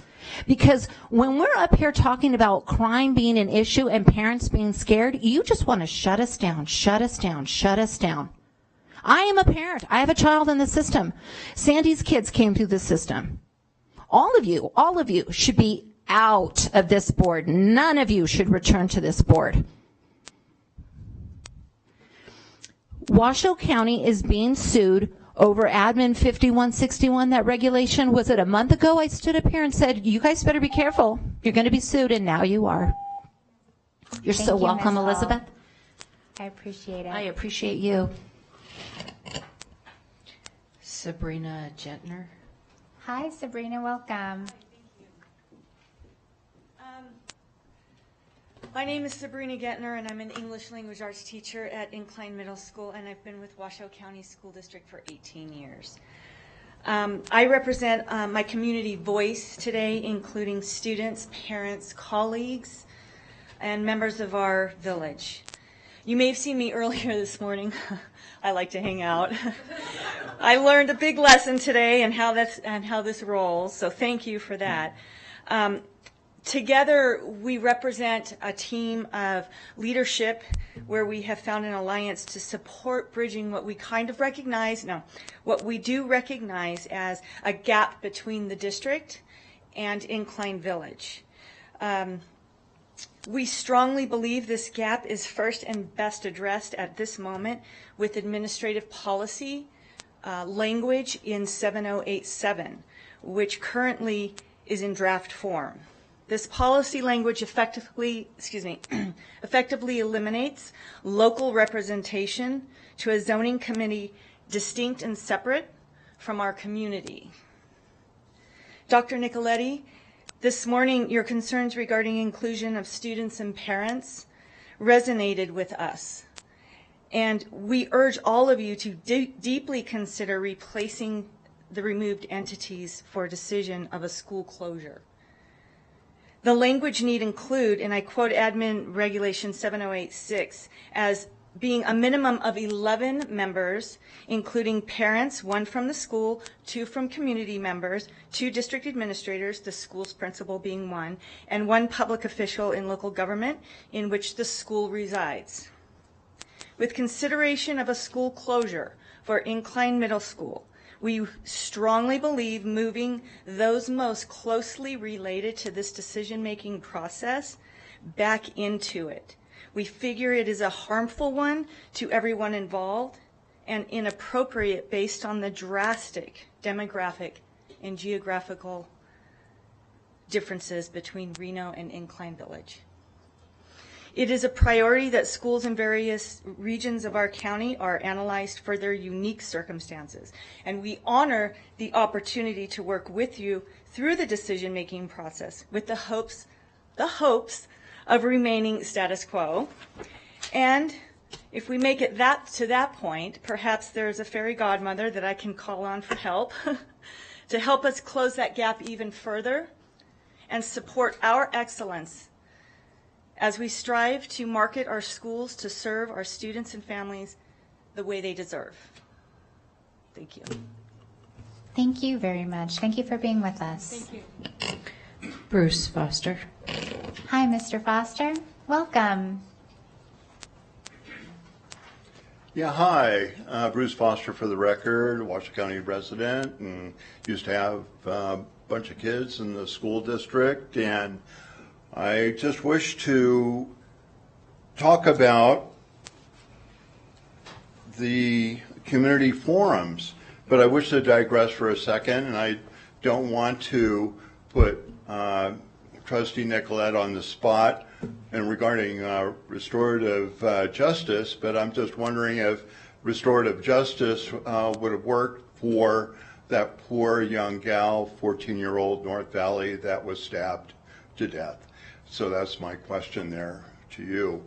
And then my other thing that I have always issue with is that we always have these meetings during the day, and how many parents here are concerned about, you know, what goes on in this room with the money that is spent with our taxpayer dollars? That is certainly an issue, and maybe something that you could do, particularly that you did for the community forum, have it in the evening, so then there could be more participation. And I, as a grandparent and a Washoe County taxpayer, wish to know, you know, from other people that showed up at these community forums, what they're thinking of and what their comments are about the direction of the school district. And I have to say, I was so impressed with Mr. Fegbai. He was a wonderful gentleman, gave so much instructional information to us with the analysis, with the survey that was provided in January. And yes, I did receive an email back from him, and I'm sorry he wasn't here to be able to talk about this whole strategy as he had a death in the family. And it was really good. It was excellent. But it was really sad too. I attended two of them at the Academy of Arts. That's what I call it, because my daughter went there.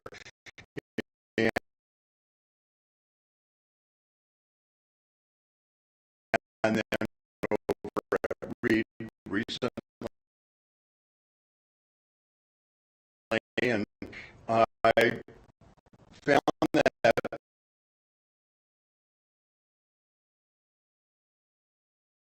only very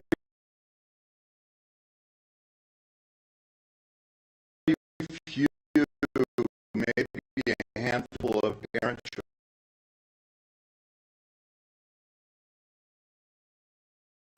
up at both forums, which is really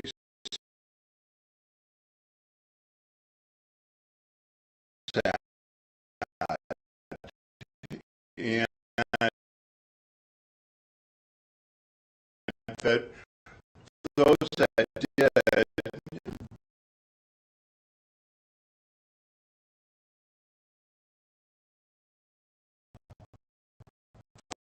their main concern was, of course, absenteeism and taking a look at the spectrum, particularly middle school and high school. And then the safety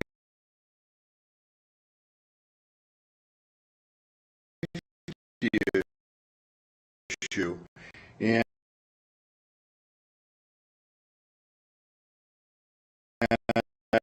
I know that we talked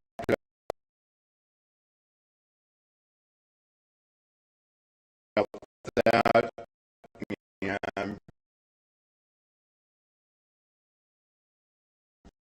Trustee Church have brought all that up with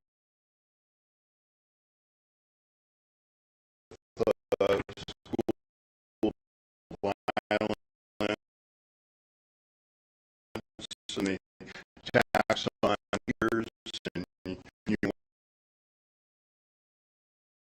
wonder why we can't seem to keep teachers.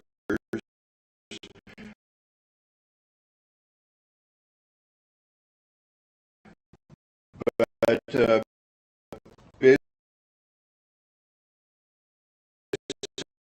basically, I wrote that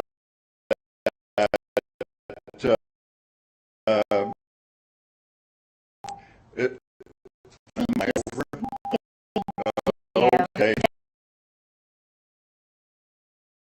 That was wonderful. We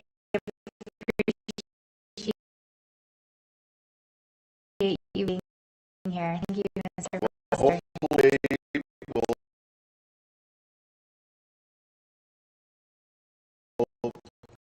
see some resolution